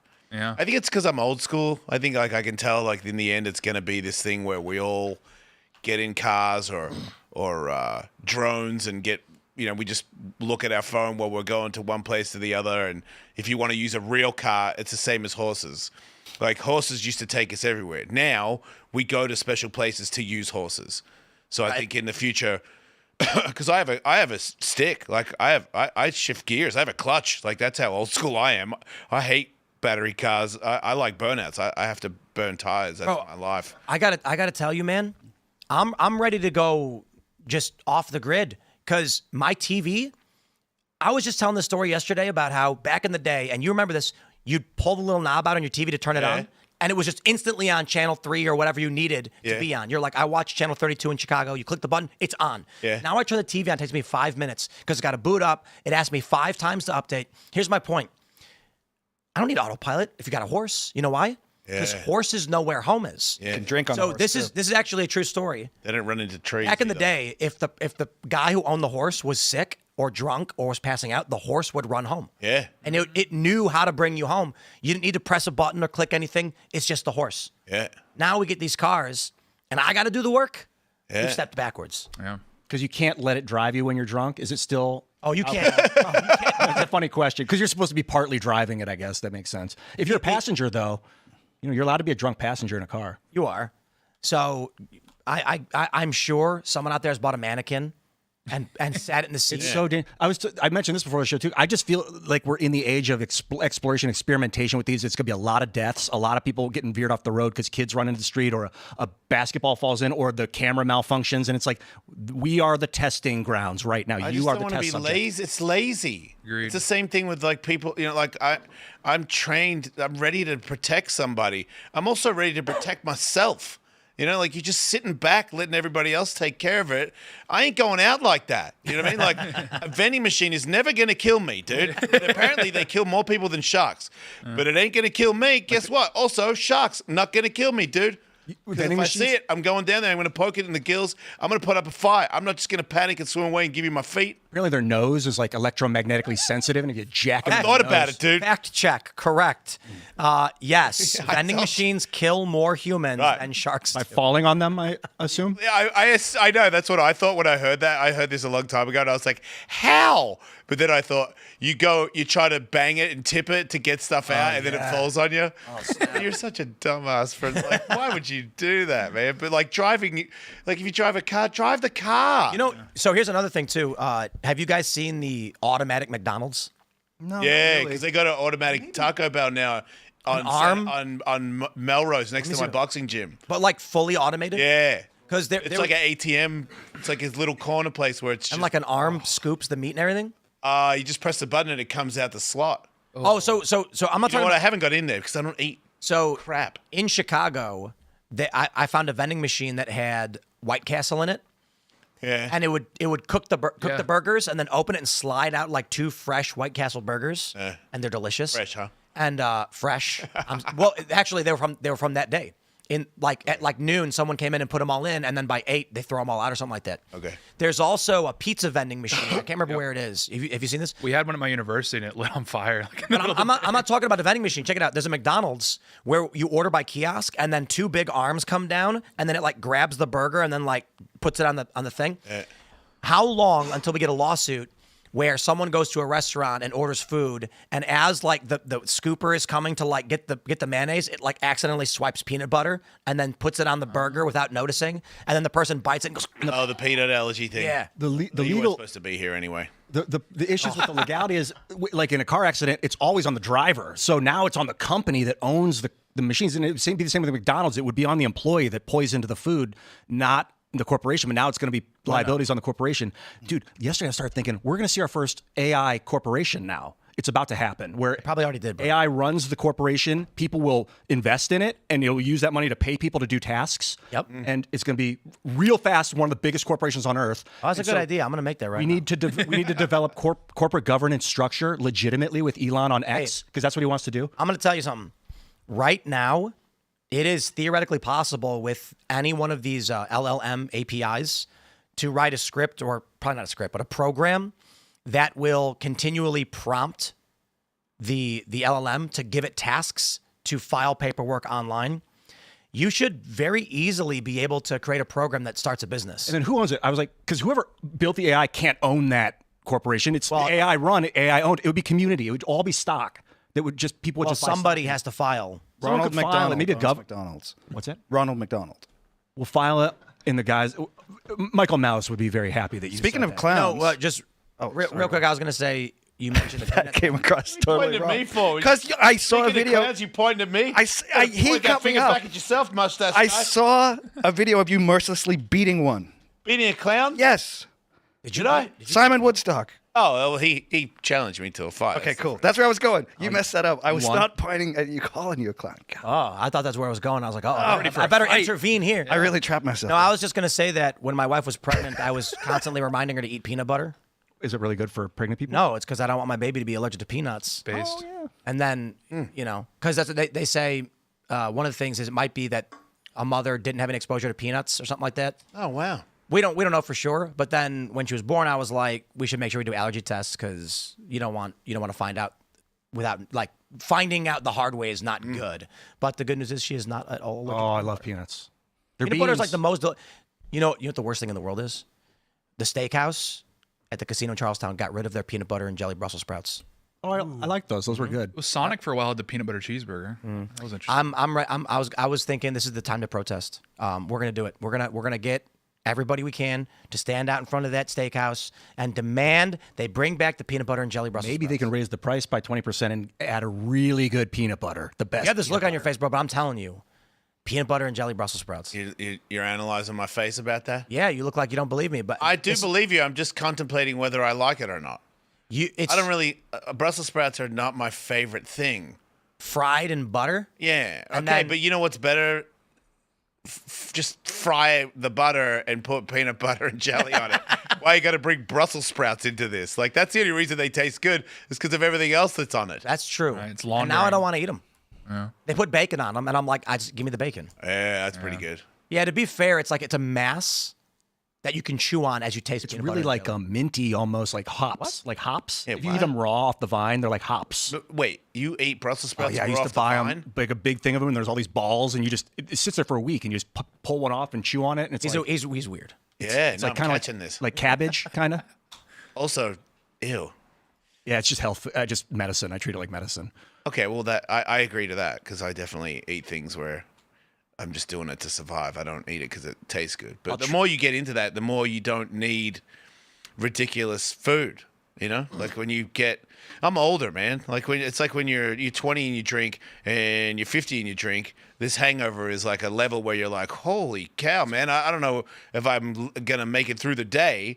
Now it's the same with food. Like if I ate Taco Bell, I don't know if I can do like anything for the rest of the day. Good. It does take you out. You guys eat terribly. In your early life, I'm all health food. In your early life, you just fuck it, balls to the wall, rock star lifestyle, and then at what point? Or I'm assuming that's what you did with food and drugs or life. I don't know. I baby stepped it. You know, like hard drugs. I quit when my first daughter was born, and then I drank and smoked weed constantly, and I tried to stop a bunch of times. Tell me about kratom. Yeah, dude, that's the worst thing. I tried it and nothing happened. Good. Literally nothing. So I want to know, like, what's it actually like? Oh, there's two different kinds. So just because I know this triggers people, because I've talked about it a lot, and people get mad because they think I'm trying to take kratom away from them, but I'm not. It's the same as drinking. You can drink your life away. You can also drink kratom and drink your life away. There's a responsible way to do it. Also, there's kratom, and then there's synthetic kratom, which is now apparently stronger than oxys. Ah, I see. And you can get those at a gas station. Your kids can get that. People can get that and not realize what they've just got themselves into. That's the thing that I'm speaking about. I just think that when I bring up kratom, a lot of people go, "Oh, what is that?" And I go, right, that's dangerous, because if you're at a gas station, you're at a smoke shop, and they're like, hey, man, try this. It's pretty cool. It relaxes you a little bit. That's how I got into it. I got offered. I got sponsored by it. They said it was a great after-workout drink. Yeah. And I was like, yeah, if you're a bit sore after training hard, it does make you feel kind of relaxed. So does heroin. And when I got off it, because I got really into it, I started doing like 7-8 shots a day. And I was like, I feel like I'm hungover in the morning, so I would have one. At night, so I would have one in the morning. And I was like, it's getting out of control. I think I'm addicted to it. And when I tried to stop, that's when I realized, because I've been to rehab a couple of times for certain drugs. When I got to this one, it was the hardest one that I had to kick. I got an Airbnb for 4 days, and I was shaking back and forth by myself. Didn't eat, didn't sleep. And in the end, on the 4th day, I started to have like a little bit of a seizure of sorts. Wow. And my manager was about to call an ambulance, and I had sweatpants on, and I was sweating and cold, and my hands were locking up. I couldn't open my hands off my chest, so I hit my head on the ground to concuss myself to get my hands to unlock, and then Holy smokes. I smoked weed the last time. Wow. Relaxed me enough to get past that day. And then the next day I was like, you know what? That was so embarrassing, because I was 50 when this happened. That I was like, that's it. I'm done with everything. That's when I quit everything. And I go to meetings. I'm in the program. I'm reading about it now. It causes withdrawal symptoms similar to mild opioids. It's an opioid. It blocks your opioid receptors or whatever it is. But there's an H7 or something, I believe it's called, that is way stronger. Yeah. And they don't say which one is which on the bottle. So, like, you can get it, and you might get the one where I mean, dude, like you start abusing painkillers. I feel like most of us know when we're doing that. If you get this thing at the store where you think you're like, it's like an herbal, it's like taking a little gummy. It's not. And that's my war on that particular drug. Well, thank you. I just want people to know that, watch it. Like, don't just think that that's like some little thing you get loose on and everything's going to be fine in the morning. You could end up like... I go to meetings. People have lost their lives to this stuff. People have so they're still alive. You can die from it also, but people just have become so addicted to it that they lose a job, they lose their careers, they lose their wife, they lose their kids. Like I know thousands of people, because I talk about it. I get messages every day about it, about how many people have lost this and lost that. It's a real epidemic, and I don't think that many people talk about it, because I've noticed when you do, people get mad at me, and I'm like, I'm just trying to help, man. I'm not like you're an idiot or anything. I'm just like, if you don't know, I want people to. Yeah, I think people want this mild, because if it's in the right dose, like you said, it gives a mild sedative for they don't want that to get made illegal. Get off pain addiction, or you've got like a real like a serious back pain or something, and you don't want to take real opioids. You can take this, or help with sleep or focus. You can do like some tablespoons of the powder, and it can help with stuff. But if you start abusing it, it's the same as anything. But I don't think people really talk about it. It was definitely presented to me as this hip, harmless thing, which is why I did. Right, it's no big deal. That's the general consensus. It's just this hip, harmless thing. It's mostly unregulated in the United States. Yeah, which is why it's so dangerous. It's illegal in Wisconsin, Illinois. I don't know my southern states. Which states are those? Alabama and Arkansas. I saw a video of RFK trying to ban the synthetic one. Okay, that I'm okay with, that road. It's the natural stuff I want to leave untouched at the moment. I have no interest in making a new drug illegal. Look, I don't want to ban alcohol. Do I think alcohol is good for you? No. Same if you want to have a beer, man. I like some people. I have an addictive personality. If I get into anything, I'm going to abuse it. Dude, I got one tattoo. Look at me. You look good. How many tattoos did you get? How many times? I don't know. I lost count, dude. Real quick, Alabama, Arkansas, Indiana, Rhode Island, Vermont, Wisconsin, and Louisiana. Oh, why did I say Illinois? I'm an idiot. It's Indiana. So there's actually a couple other states. I think I've had kratom tea like in Miami. I think they served it at a restaurant, and I was like, okay. If it's a tea, it sounds like there's a good chance that's actual kratom. It numbed my mouth. There's like pills I read about recently where there's a pill that they're saying that it's stronger than an oxy. Synthetic anything. You can get that at the smoke shop. There's one drug that I do, and it's caffeine. It's because I drink a coffee once a day. Yeah, it's psychoactive but not way more hallucinogenic. than I don't like any of that weird stuff. It's not. I barely like eating most foods at this point. I'm old. Yeah, that's how I am. Dude, I'm 19 years old, and you take a bag of Fritos at 7-Eleven, and then you pump the chili and the cheese into it, shake it up, and eat it with I would just eat the cheese off the Cheetos. I just want powders of that cheese. I just scoop Fritos, that. I said. Fritos. Oh, yeah, it's called Frito pie. They get them at carnivals. Isolate that orange cheese on the Cheetos. So I mean, each to their own, man. Look, I think because I eat so clean, when I do eat bad, it's fun. Like I had pizza with you guys today, and I was like, oh.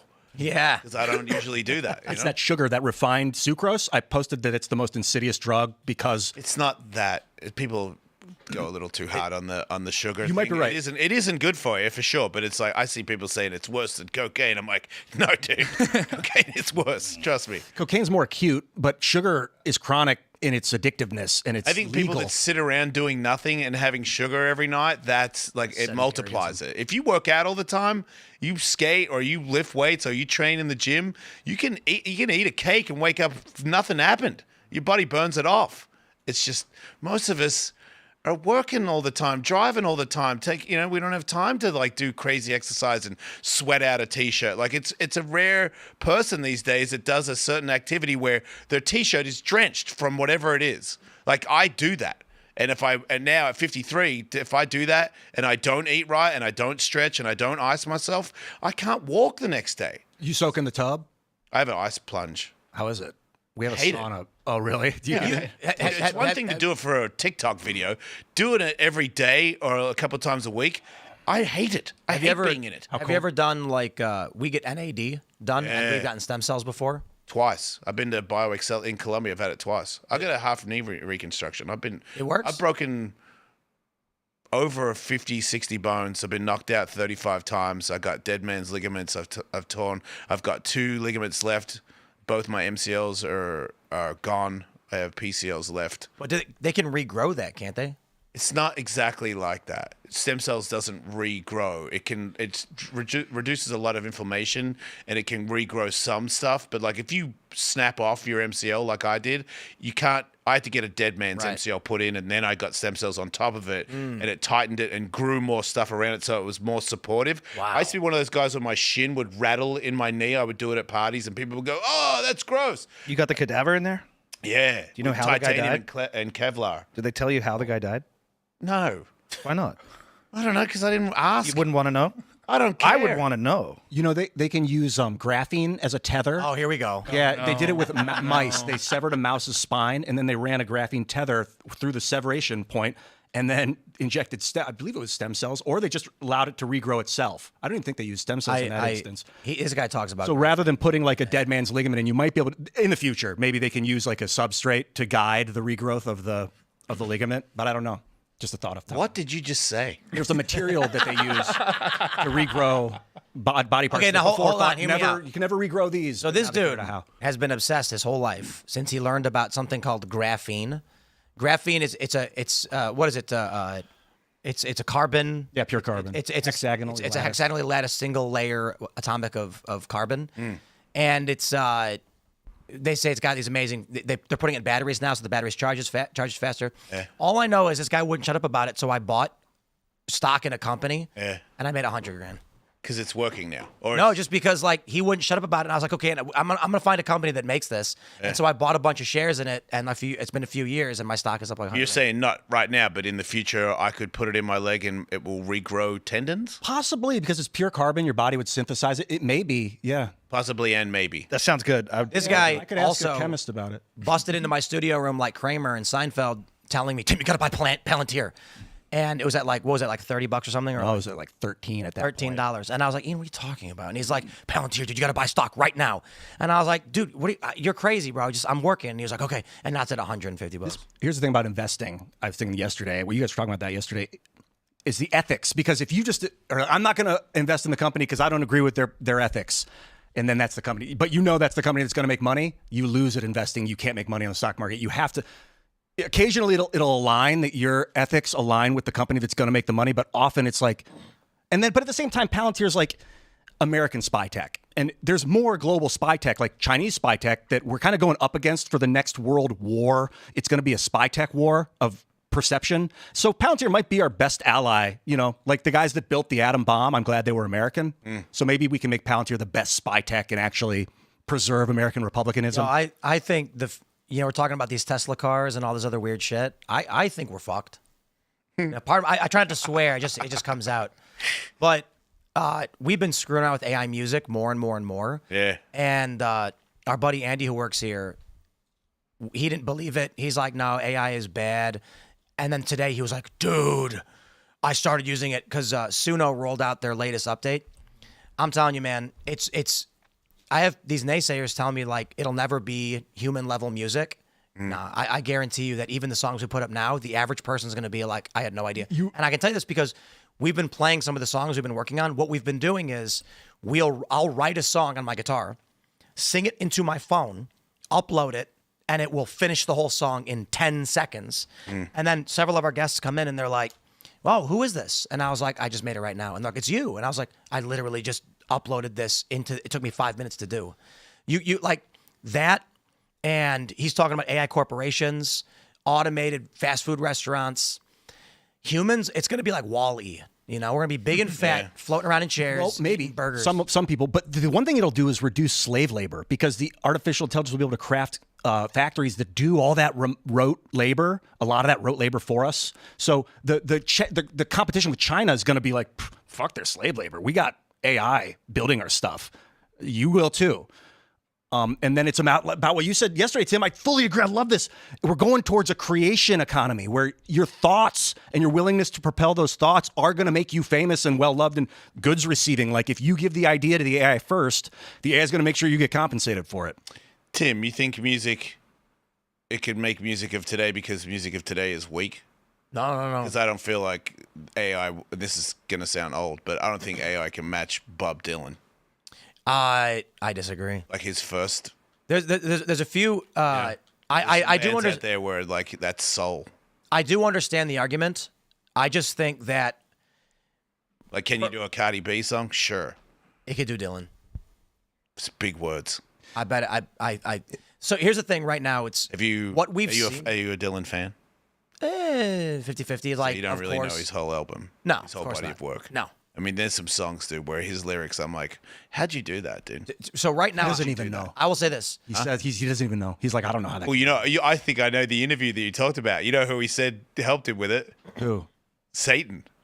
Hilarious. I mean, he did in so many words. He's like the dark. He's like, it's gone now. Here's what I say. I'll pay for it later. He said. The AI stuff that we're seeing right now it's a year old. Yeah, fair.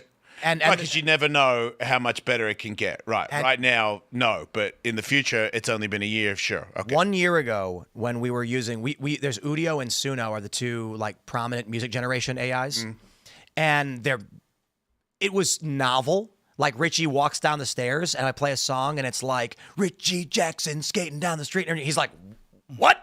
What's going on? And we're like, it just took 10 seconds to do. You just type in, make a song about Richie Jackson skateboarding, and it did. But the songs were never good. It was a song. It sounded produced.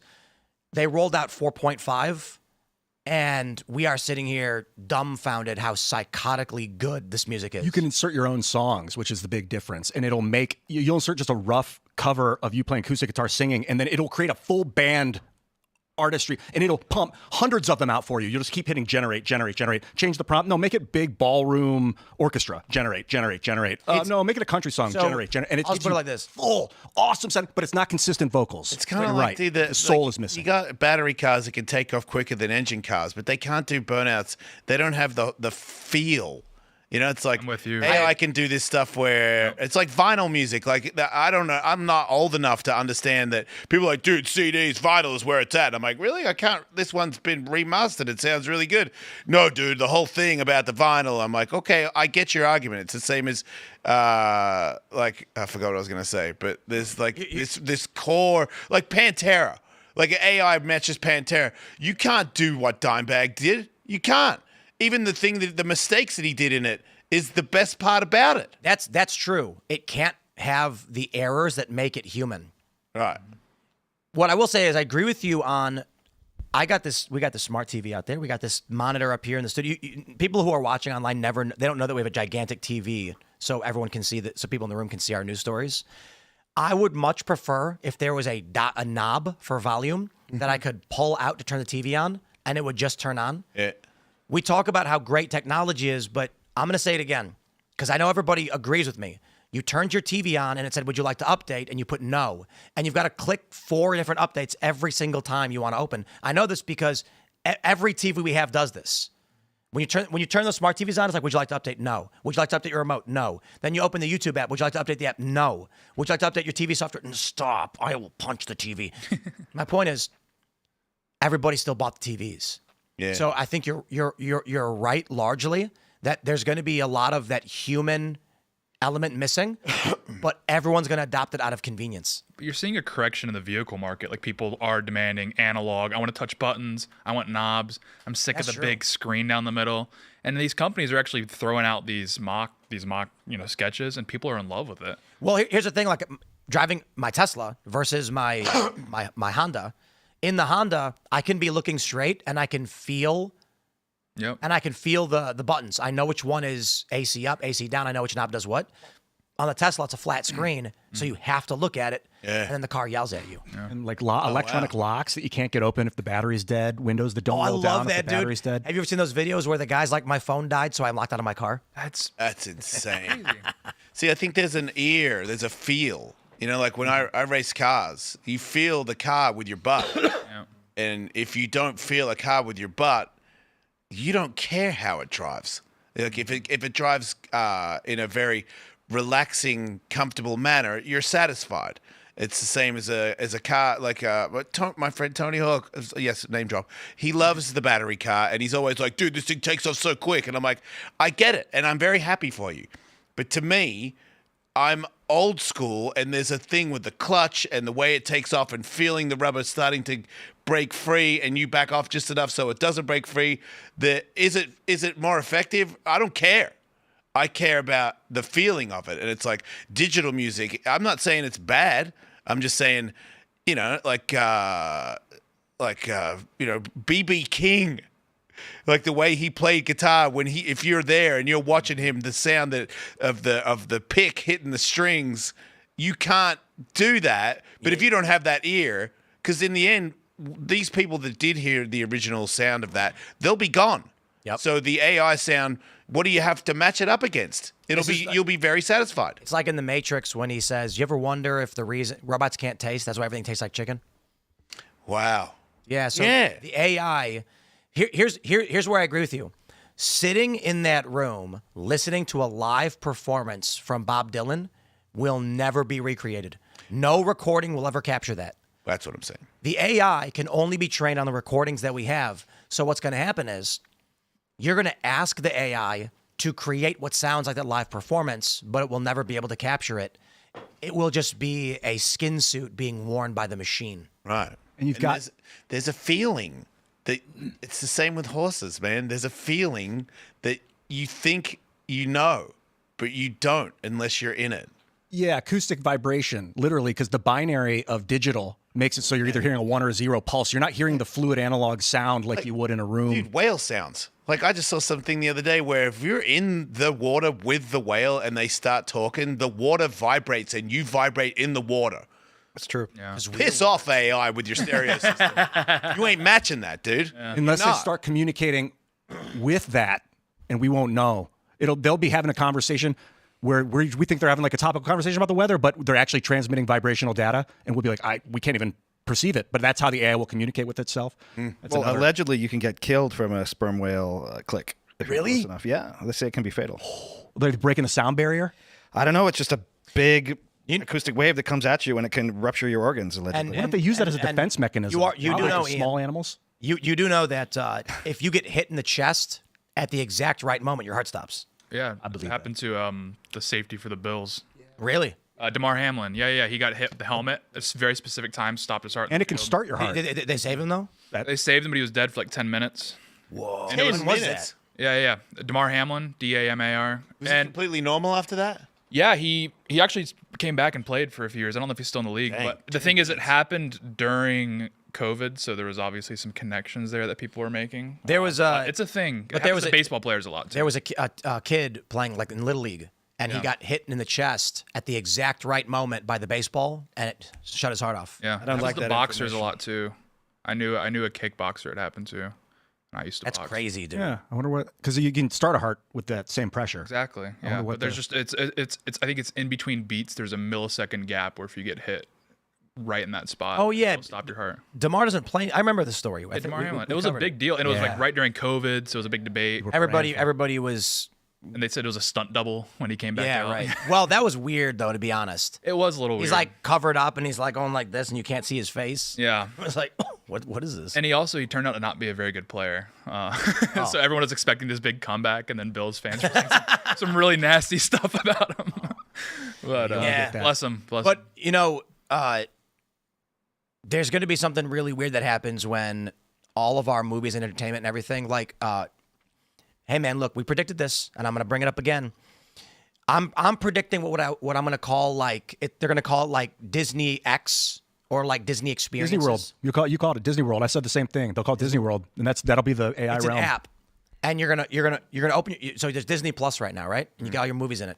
They're gonna launch a companion for like an additional $29.99 a month, and it's gonna have a little microphone on the screen, and you're gonna click OK on your remote, and you're gonna say, "I'd like to watch a Star Wars movie where Mace Windu doesn't try to kill the Chancellor and has him arrested." Oh, wow. And it's gonna go, "You got it," rendering, and then it's gonna have a little circle fill out, and then it's gonna start the movie. Yeah.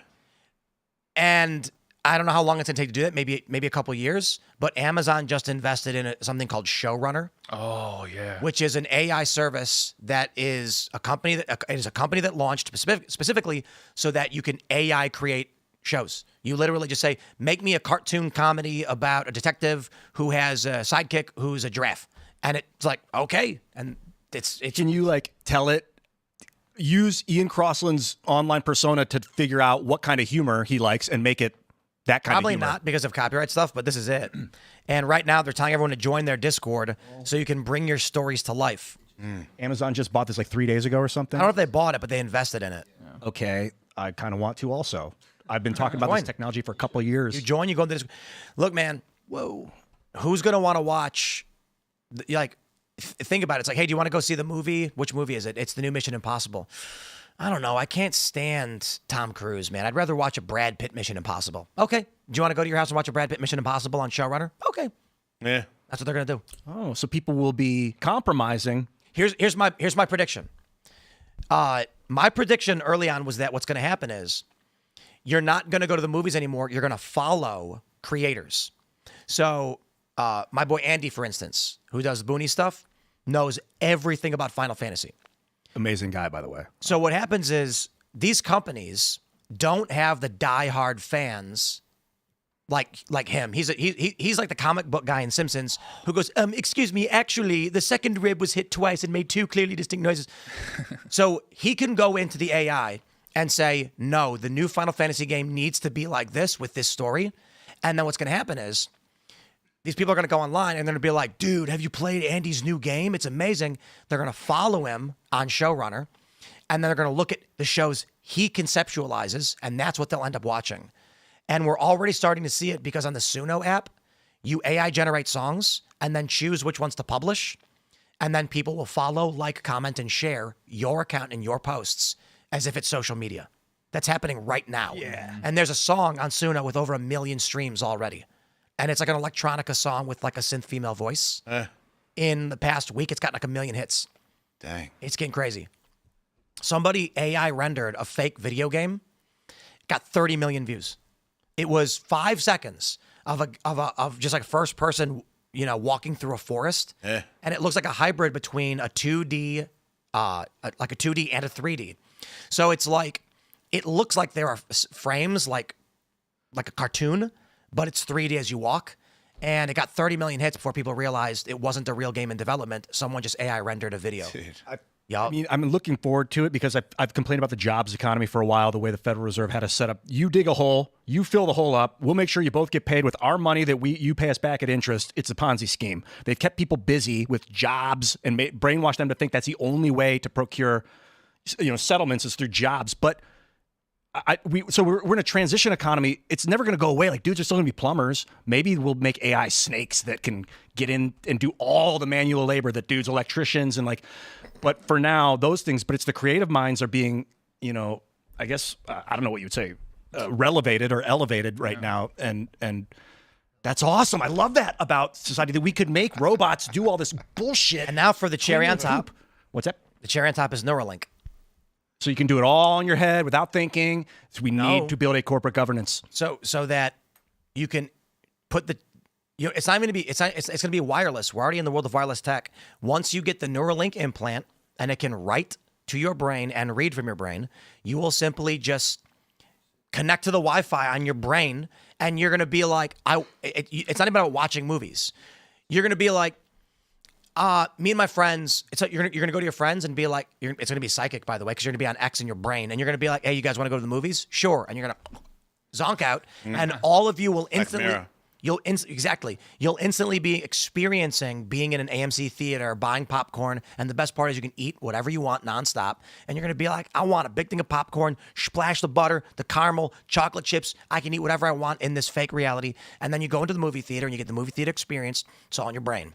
The worst thing about it is everybody's going to go into their own private little universes where they get to be demigods flying around shooting lasers or whatever they want to do, banging celebrities. They're not going to come back. They're not going to come back. I think they're going to do way worse things than that. Indeed. Maybe we're already in it, dude. Maybe. There's going to be competing versions of it. The World Economic Order, or the liberal, which is trying to become the world order, is trying to put people in pods. Literally, Klaus Schwab talked about people being in pods and eating bugs and being happy in this tech, blinded to the fact that they're even in it. But now Elon's trying to build like a co-parallel version of it that we could legitimize so you don't get lost in it. I got to tell you, like, so we have a chat. Someone chatted, Tilly Ferrilli says, no, Timcast, people will be in the movie. They will be the characters. Some people will choose, but some people don't want to do that. Some people just want to hang out with their friends and watch Spider-Man. And that's what I'll watch you if you want to go in. But I will tell you this. There are many times I'm watching a movie where I'm tempted. Like, I wish I could just go in there and just punch that guy in the face. You know what I mean? Mm-hmm. So, like, Mace Windu trying to kill the Chancellor. I'm telling you, when I get AI, that is the first thing I'm doing. What if it was like, no, you have to become Mace Windu and do it for him? Like, you have to, or if we went, I was like, dude, be Mace Windu for this scene. And you're like, okay, so you become the. We can do that. So I can already AI generate Atari games. So you can go in and say, make me Space Invaders, and it'll do it. Boom, 30 seconds, and you got Space Invaders. And this is making me think we're already in it. Maybe. Because That's the after a while, if you could do that and you could do everything you want and live the life that you would want, human nature would be, I'm bored of winning and sleeping with whoever it is the most famous hot chick. I want to lose. You need a I challenge. want to get fired. I want to wake up with cancer. Yep. I gotta be I want to honest, get though, man. divorced and be in credit card Yep. debt. What right. are the chances of being a world's best pro skateboarder, famous comedian? It's slim. It's slim. Yeah. So for all you know, you're some fat dude who's like, man, I wish I was Jason Ellis, and you plugged your brain in, and now you're sitting here. If that's the case, I hope I'm just going to go out there and drop in real quick and get that money because I cannot shake that right now. You'll wake up at a studio apartment in like Cleveland. I have been thinking that Shout out to Cleveland. your spirit, like your spirits, I don't know how spiritual you get. When I smoked DMT one time, I vaped it, and I was in the presence of them, and it was a lot like a You VR seem realm. like a guy that would smoke DMT. It was epic, dude. And it was like being in a VR realm. Smoking DMT. Like a stereoscopic realm, Yeah. but they were there, and I wonder if they created this to simulate experience, like what you're saying, suffering. yeah. Totally possible. They're bored. Because Did you get bored? You want to lose, or, man. Or hold on, like legendary difficulty. it's like a video game. You know, so when you play a video game and you put in cheat codes, it's fun for a little while and then boring. yeah. So it's like you need some conflict to make it worth it. Maybe they Losing seeded- everything and getting it back is better than winning the first time. That was the whole I premise. know because I've done it. Yeah. You know, I've lost being a pro skateboarder, and then I had the #2 show on Sirius XM. Can't read, dude. I made millions of dollars a year. Do you know how cool that felt? People in skateboarding was like, "Is that your car?" I was like, "Yeah." Dude, how did you do that? I'm like, "Mm-hmm." It felt better than the first time round. Yeah. That's why I can't wait for comedy to work out for me because I'll be like 3 times in one life. Yeah. Triple Crown. Yeah. Yeah, you feel like Do you know if you're going to be at the show tomorrow? I don't know yet. I haven't. I got to. I'm doing this. I know, I but don't want to text her right now. That's inappropriate. Love we're it. just I just want everyone to know how hard I'm trying to get you to come and join the show we're having tomorrow live. All right. It's only up to, hey, my manager, do you want to take care of my dogs and cats for one more day? That's all right. really the question. Children Hope they first. do. I wonder if the spirits decided to plant seeds across the universe by using what they called panspermia, where they send fungal spores out through deep space, but they send like an electromagnetic pulse to propel that stuff. Jesus, and then DMT Christ. they remain tethered to the matter so that they can interact with it by I feel like I just took quantum a rip entanglement. right now because that's. Oh yeah. He was like this before he smoked DMT, by the way. And so I guess DMT didn't do much, I'm telling you. Richie's not wrong.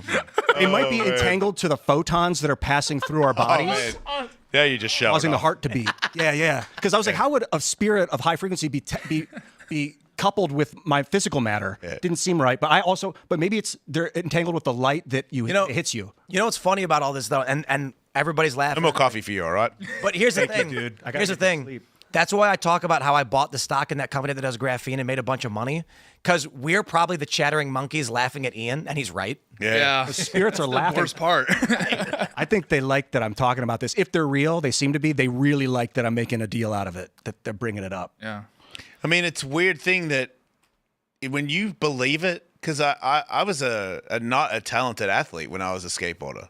Like I had 2 twin friends. They were twin brothers. One was fat and one was obese, and they were better than me for the first 3 years. And I loved it. I thought about it all the time, and I was like, I'm going to be a pro skateboarder one day. You'll see. And at the point where I said that, there was no such thing as an Australian-born professional skateboarder. But I was positive I was going to make it. And one day at the ramp, I learned all these tricks in one day. You skate, so you get it. Were you the first? Frontside ollie. I was doing frontside ollies, level Yes. with the coping, and my friend Gary Valentine was like, dude, you look like you do that really easy. Why don't you pose one like 2 foot high? And I posed it. And he was like, you could have made that. And then I made it. And he was like, dude, how high do you think you could do it? I'm like, I don't know. You just surprised me I believed you and made it. Then I did a 4 foot one and made it. Then I did a 5 foot one. And at that time in Australia, that's the highest frontside ollie anyone had ever done. Wow. And then I frontside ollied into a tail grab, into a stalefish, into a frontside air, into a lean air. And then the next day, skateboard shop guy owned the shop comes down. He's like, you ever tried a backside ollie? You ever tried a body jar? You ever tried? And I ollied into all these things, and I became maybe in the top 1,000 the day before. in 24 hours, I was in the top 5. Wow. In the country. And I learned all these tricks in one day. And it came to me like it was like a little weird gift thing where I was like, did that just happen? And all of a sudden I became one of the better skateboarders in Australia. And then I was like, I'm going to America. I'm going to be a pro skateboarder. And then the rest is history. It was because when I look back at it, I believed things that weren't real. I knew it, but I didn't know it. But if you had asked me, I would have said it with conviction. Oh yeah, Tony Hawk and I are going to be friends. I'm going to be one of the greatest skateboarders in the world. And I was absolutely positive. What are the chances of that? Very slim. Studio apartment in Cleveland. Don't ruin it. I don't want to go back to Cleveland. No offense, anybody in Cleveland. All right, we got to go to your chats, everybody. So smash the like button. Share the show with everyone you know. It's Friday night. Thank you guys for hanging out. There's so much more you could be doing, but we're going to read your chats right now. We got some big ones. Timothy Robinson Mellon says, please help my brother Patrick at GoFundMe, titled Join Patrick's Journey to Beat Leukemia. Love you guys. Sorry for only chatting when I need help. Hey man, that's a brutal thing, and I wish your brother Patrick the best. That's a GoFundMe, Patrick's Journey to Beat Leukemia, man. Best of luck. You got it, Patrick. Shane H. Wilder says, I can't wait to see y'all tomorrow for the Culture War live and to heckle a certain pimp on a blimp. Oh, and Mother Shuckers is amazing. Enjoying it right now. Thanks, Tim. Oh, you're hanging out at Mother Shuckers right now. Tom, I said, what up? We love that place. Those guys are awesome. Oh, they shuck oysters? I guess. I don't know. It's called Mother Shuckers. They got crabs. They got scallops. They got chicken wings. Shuck in action. Bro, I got chicken wings and scallops at the same time. Oh, I love amazing. Scallops. Yeah, you guys talking about clarified butter. Love scallops. So good. You ever cook scallops? I don't want to waste time. We got super chats in the pipeline, but they're challenging. It's a very specific question. That they're just, it's an art, a 20-second art. You want to get the sear and flip it. Otherwise, you get rubbery. Learn it from Gordon Ramsay. All right. Indirectly. Good guy. Fright says, 2 questions from the Culture War. If he, a male dog, is he also gay? And who was the crazy guy standing behind Alex and the other guy that was staring at everybody? That was, I think, Mike. Mike. Yeah, Mike. You gotta ask Matan. Oh, Matan's great. He's got a lot. He's going places. That kid's amazing. He's a funny guy. He's so you know him, right? Mm-hmm. He's a funny kid. Mm-hmm. I didn't know. I thought he was in his 20s. He's like, I'm 18. And it's crazy because he's been around for years. Yeah, he was like 12 doing this stuff. Yeah. He's funny. Yeah. I had a lot of fun doing his show. I like that. I brought bodyguards. I had 2 bodyguards. I pretended to be very seriously threatening the whole time. So the funny thing that happened with the Culture War show is that, so in the green room, and we should have filmed it because we were laughing for 2 hours straight. It was a lot of fun. Pisco was trying to do this argument thing about how everybody's gay because he said something like, who would you rather hook up with? I'm toning the language down. He says, who would you rather hook up with, Blair White or, Buck Angel or whatever? And Matan responded with, I don't want to eat crap either. Why would you ask me that question? Because the left uses this argument that clearly men would rather be with the male who looks female than the female who looks male. And so then Matan said something like, or I think I then responded with, oh, okay, Pisco, would you rather bang a Rottweiler or a Chihuahua? Like, what's your preference if that's your argument? And it's like the reality is nobody wants to. And then he gave a wishy-washy answer. And then Matan was like, what do you mean, man? Answer the question. Which dog is it going to be? And then during the show, Matan yelled at Pisco for no reason, just because it was funny. Just, did you rape that dog? And Pisco refused to answer. Oh, he pulled the same tactic back on him. And so then Matan asked again, and he refused to answer. And then what ended up happening was, I think it was like the 3rd or 4th time, Pisco goes, I will not address the dog thing. And then I was like, whoa. There's something to be addressed? Right. He just addressed it by not saying he wasn't going to address it. Yeah. After the 6th time, everyone in the room started looking around like, what? Why won't he say no? Yeah. Or like Matan said, He's like, so the dog liked he was like, honestly, I wasn't really thinking about what it meant. I just thought it would be funny to say. And I figured he would just laugh or say no. Yeah, the answer would have been no. Every dog consented. I was like, the appropriate response is just to join the joke around with Matan, and then be like, you say something like, nah, she liked it. You know what I mean? Like, to make it a joke, and everyone would have laughed. She approached me. I mean, there's ways to make the joke, Yeah, well. Yeah, you got to play with the you trolls, could say or they something will like, eat you alive. Like, Matan, you agreed. You agreed if I paid you for this, you weren't going to tell anybody, or something like that. Like, hey, I paid you. something like that. But tomorrow I expect it to be substantially more insane because tomorrow's sold out. Yo, wild. Okay, Really confirmed that last ticket got bought. I imagine that was gonna be it. There was one. Let's see if it got sold. If there's not, you guys better get this last ticket. I'm sure it's sold out. Yeah. So what happened was it was listed as sold out right before the show started. When it freshed it said there was tickets available, and I'm pretty sure it's been sold out all day. Cookies. Yeah. The 9th is not yet sold out, and that's probably going to be substantially crazier. I will be there, so get your tickets for the 9th. Myron Gaines is going to be there. Good. Who else? Kyla. From the Culture War she was on about a month ago. Yeah, Turner, is it her name? Yeah, Turner. And Kat Timpf is going to be there, too. I'm not familiar with Kat. Yeah, she's on Gutfeld a lot. Awesome. And we're debating, did feminism destroy the West on the 9th? Tomorrow is, defund the police. Putting Myron in a feminism debate is like literally a bull in a china shop. Yeah, it's just meant to be wild. Yeah. But apparently, well, I shouldn't get into it too much, but apparently people want to protest him. We'll see what happens. What'd he do? There's like a bunch of, he's got a bunch of viral clips of like, how do I describe this? What do you call it? Because I don't want to say something so banal as like anti-Semitism, because it's different. But one could describe some of the things he said in such a way, like when he posts. Stirs the pot. He stirs the pot. There's a clip of him where he has a show that's about dating and like men and women, and he's very like pro-man, anti-feminist. But someone on his show is talking about how it's a black woman saying that she supported Hitler, and it's like very much this like Farrakhan-esque. What's that organization called?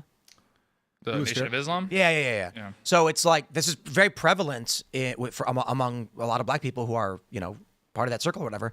And so as she's praising Hitler, he's laughing and nodding along with her, and it went viral. And now they're trying to get him canceled because he's said other things that are comparable to that. And, he's very anti-Israel. And so we're told that there are going to be Jewish groups that are going to protest him or something. I don't know what's going to happen. Yeah. Well, that was always allowed. Protests, we had 3 protesters. I just don't like angry people. They make me uncomfortable. We had a guy at the show get kicked out last week because he was screaming at Gavin McInnes. And at first, it's like, we get it. Come to the microphone. We let people in the audience join the stage and come up and debate. And this guy came up to the mic and started, going at Gavin. And to an extent, I'm like, no, it's good. Like, by all means, challenge the views, the statements, whatever these people have said. Tell them they're wrong, and we will debate it. But he wouldn't stop heckling. Right. So then security was like, should we get rid of him? And I was like, Alex, up to you. And Alex was like, get him out of here. Because he's just screaming, and he's not actually, It's ruining the show for everybody else. Yeah, like we tolerate a degree of heckling if it's good. Yeah. But if you're doing bad and you won't stop. So the first thing Alex does is just like, hey, guys, tone it down. Take it to the mic. Some people who heckled who were good, we're like, bro, come up to the microphone. Come up to, like, let's say more. And then when they make good points and it's like clearly thought out or funny, we bring them on the stage. Same as comedy, man. Yeah. If you got something to say and it's worth talking about, we can go. I don't care if you win or lose. Yeah. But if you're just yelling stuff because you're intoxicated, then I'll warn you. And then I'm like, hey, man, everybody else bought a ticket to hear comedy. You're not funny. Yeah. You're just farting at your mouth. That's what was going on. All right, let's happens. Let's grab some more. We got Spooky Toucan. It says, the most orderly plane boarding I've seen was oddly in Brazil. Everyone was super calm, polite, and patient. Off the plane, not so much. Yeah, I don't know. My one hack is maybe if I say it out loud, more people will do it. But I wait right before my ticket. Sector 7, get ready. Right before my sector gets called, I'll just get in line. Here we go.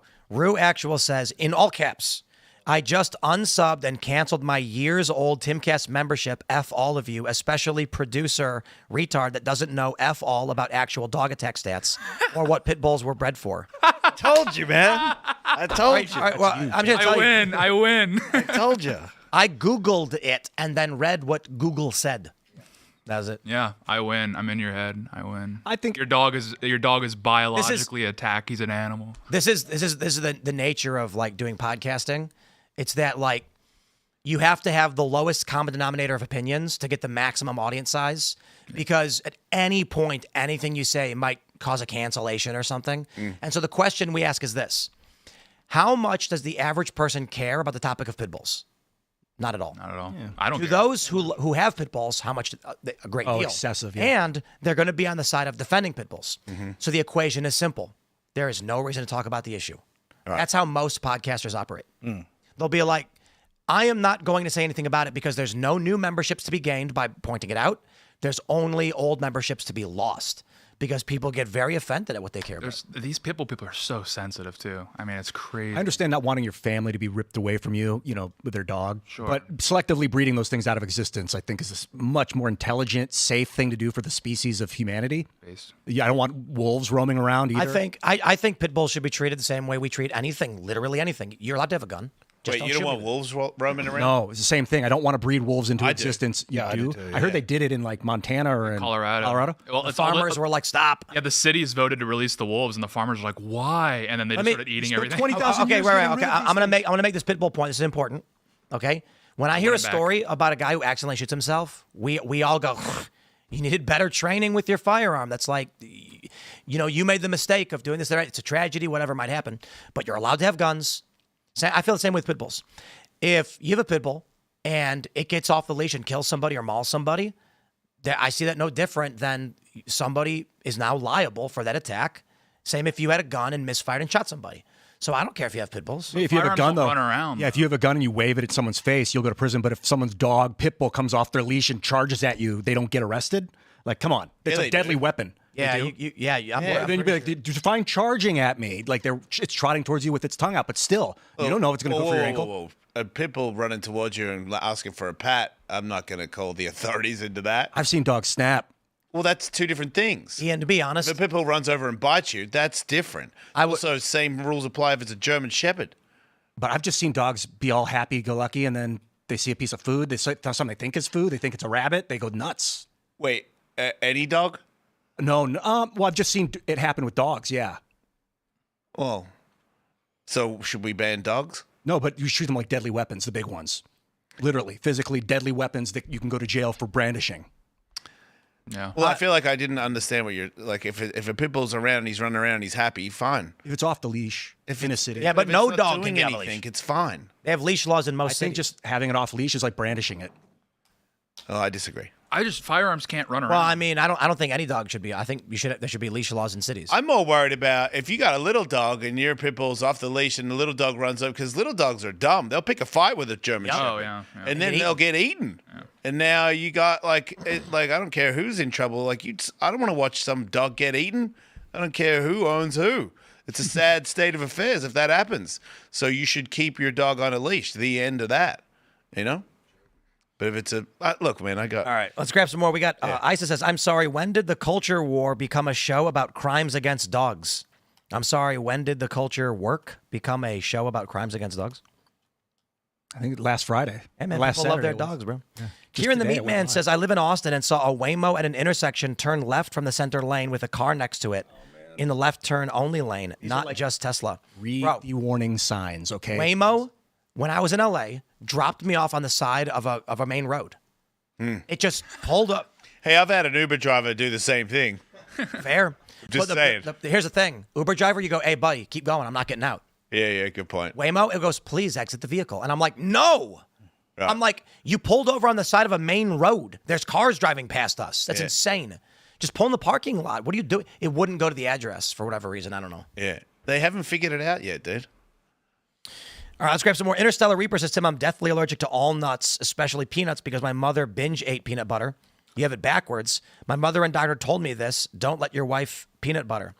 Depends on the kind of peanut butter. If you use like Jif, I don't know. Our baby is not allergic to peanut butter. so- sugar, and Just random. also peanuts are beans. They're not nuts. Weird name. Peanuts are legumes. Legumes. Legumes. I like how you said that. Are those not beans? Are beans also They legumes? grow on the ground. Could you imagine if peanuts grew on trees? Jimmy Carter. Squirrels would just destroy those Oh things. yeah, they never would have. Squirrels are basically like little chimpanzees. I also Jimmy Carter was a peanut farmer. It's true. Did you know? It's valuable information. That was a Joe Rogan reference for nobody who gets it. Is a meme someone made about Joe. There's got to be a middle ground between exposure to a food producing like a resistance to the toxins on the food. Jimmy Carter was also attacked by a rabbit in a swamp. Was he really? Oh, yeah. Did he run? It was quite embarrassing for him, actually. Like, they used it against him. Like, he couldn't even fight off a rabbit. You thought it was something else? Wait, it didn't kill him. No, but it messed him up pretty bad. There's a Messed him up pretty There's bad. a photo of it escaping. What were the injuries? Pull it from up. This turmoil. Pull it up. Turmoil. I also want to point out, you may have seen the rabbit video of all the rabbits bouncing on the trampoline. It's fake. It's AI. Really? So we've got. I don't know that. We've got we got a bunch of super chats that are making the point that I knew was going to happen. I'm not going to read the super chats because I'll just paraphrase them because there's a bunch. They're basically saying the 1350. Are you familiar with the 1350? Yeah. So what happens is people call for the banning of pit bulls because they say something like, despite being 6% of the dog population, they're responsible for 60% of the fatal bites.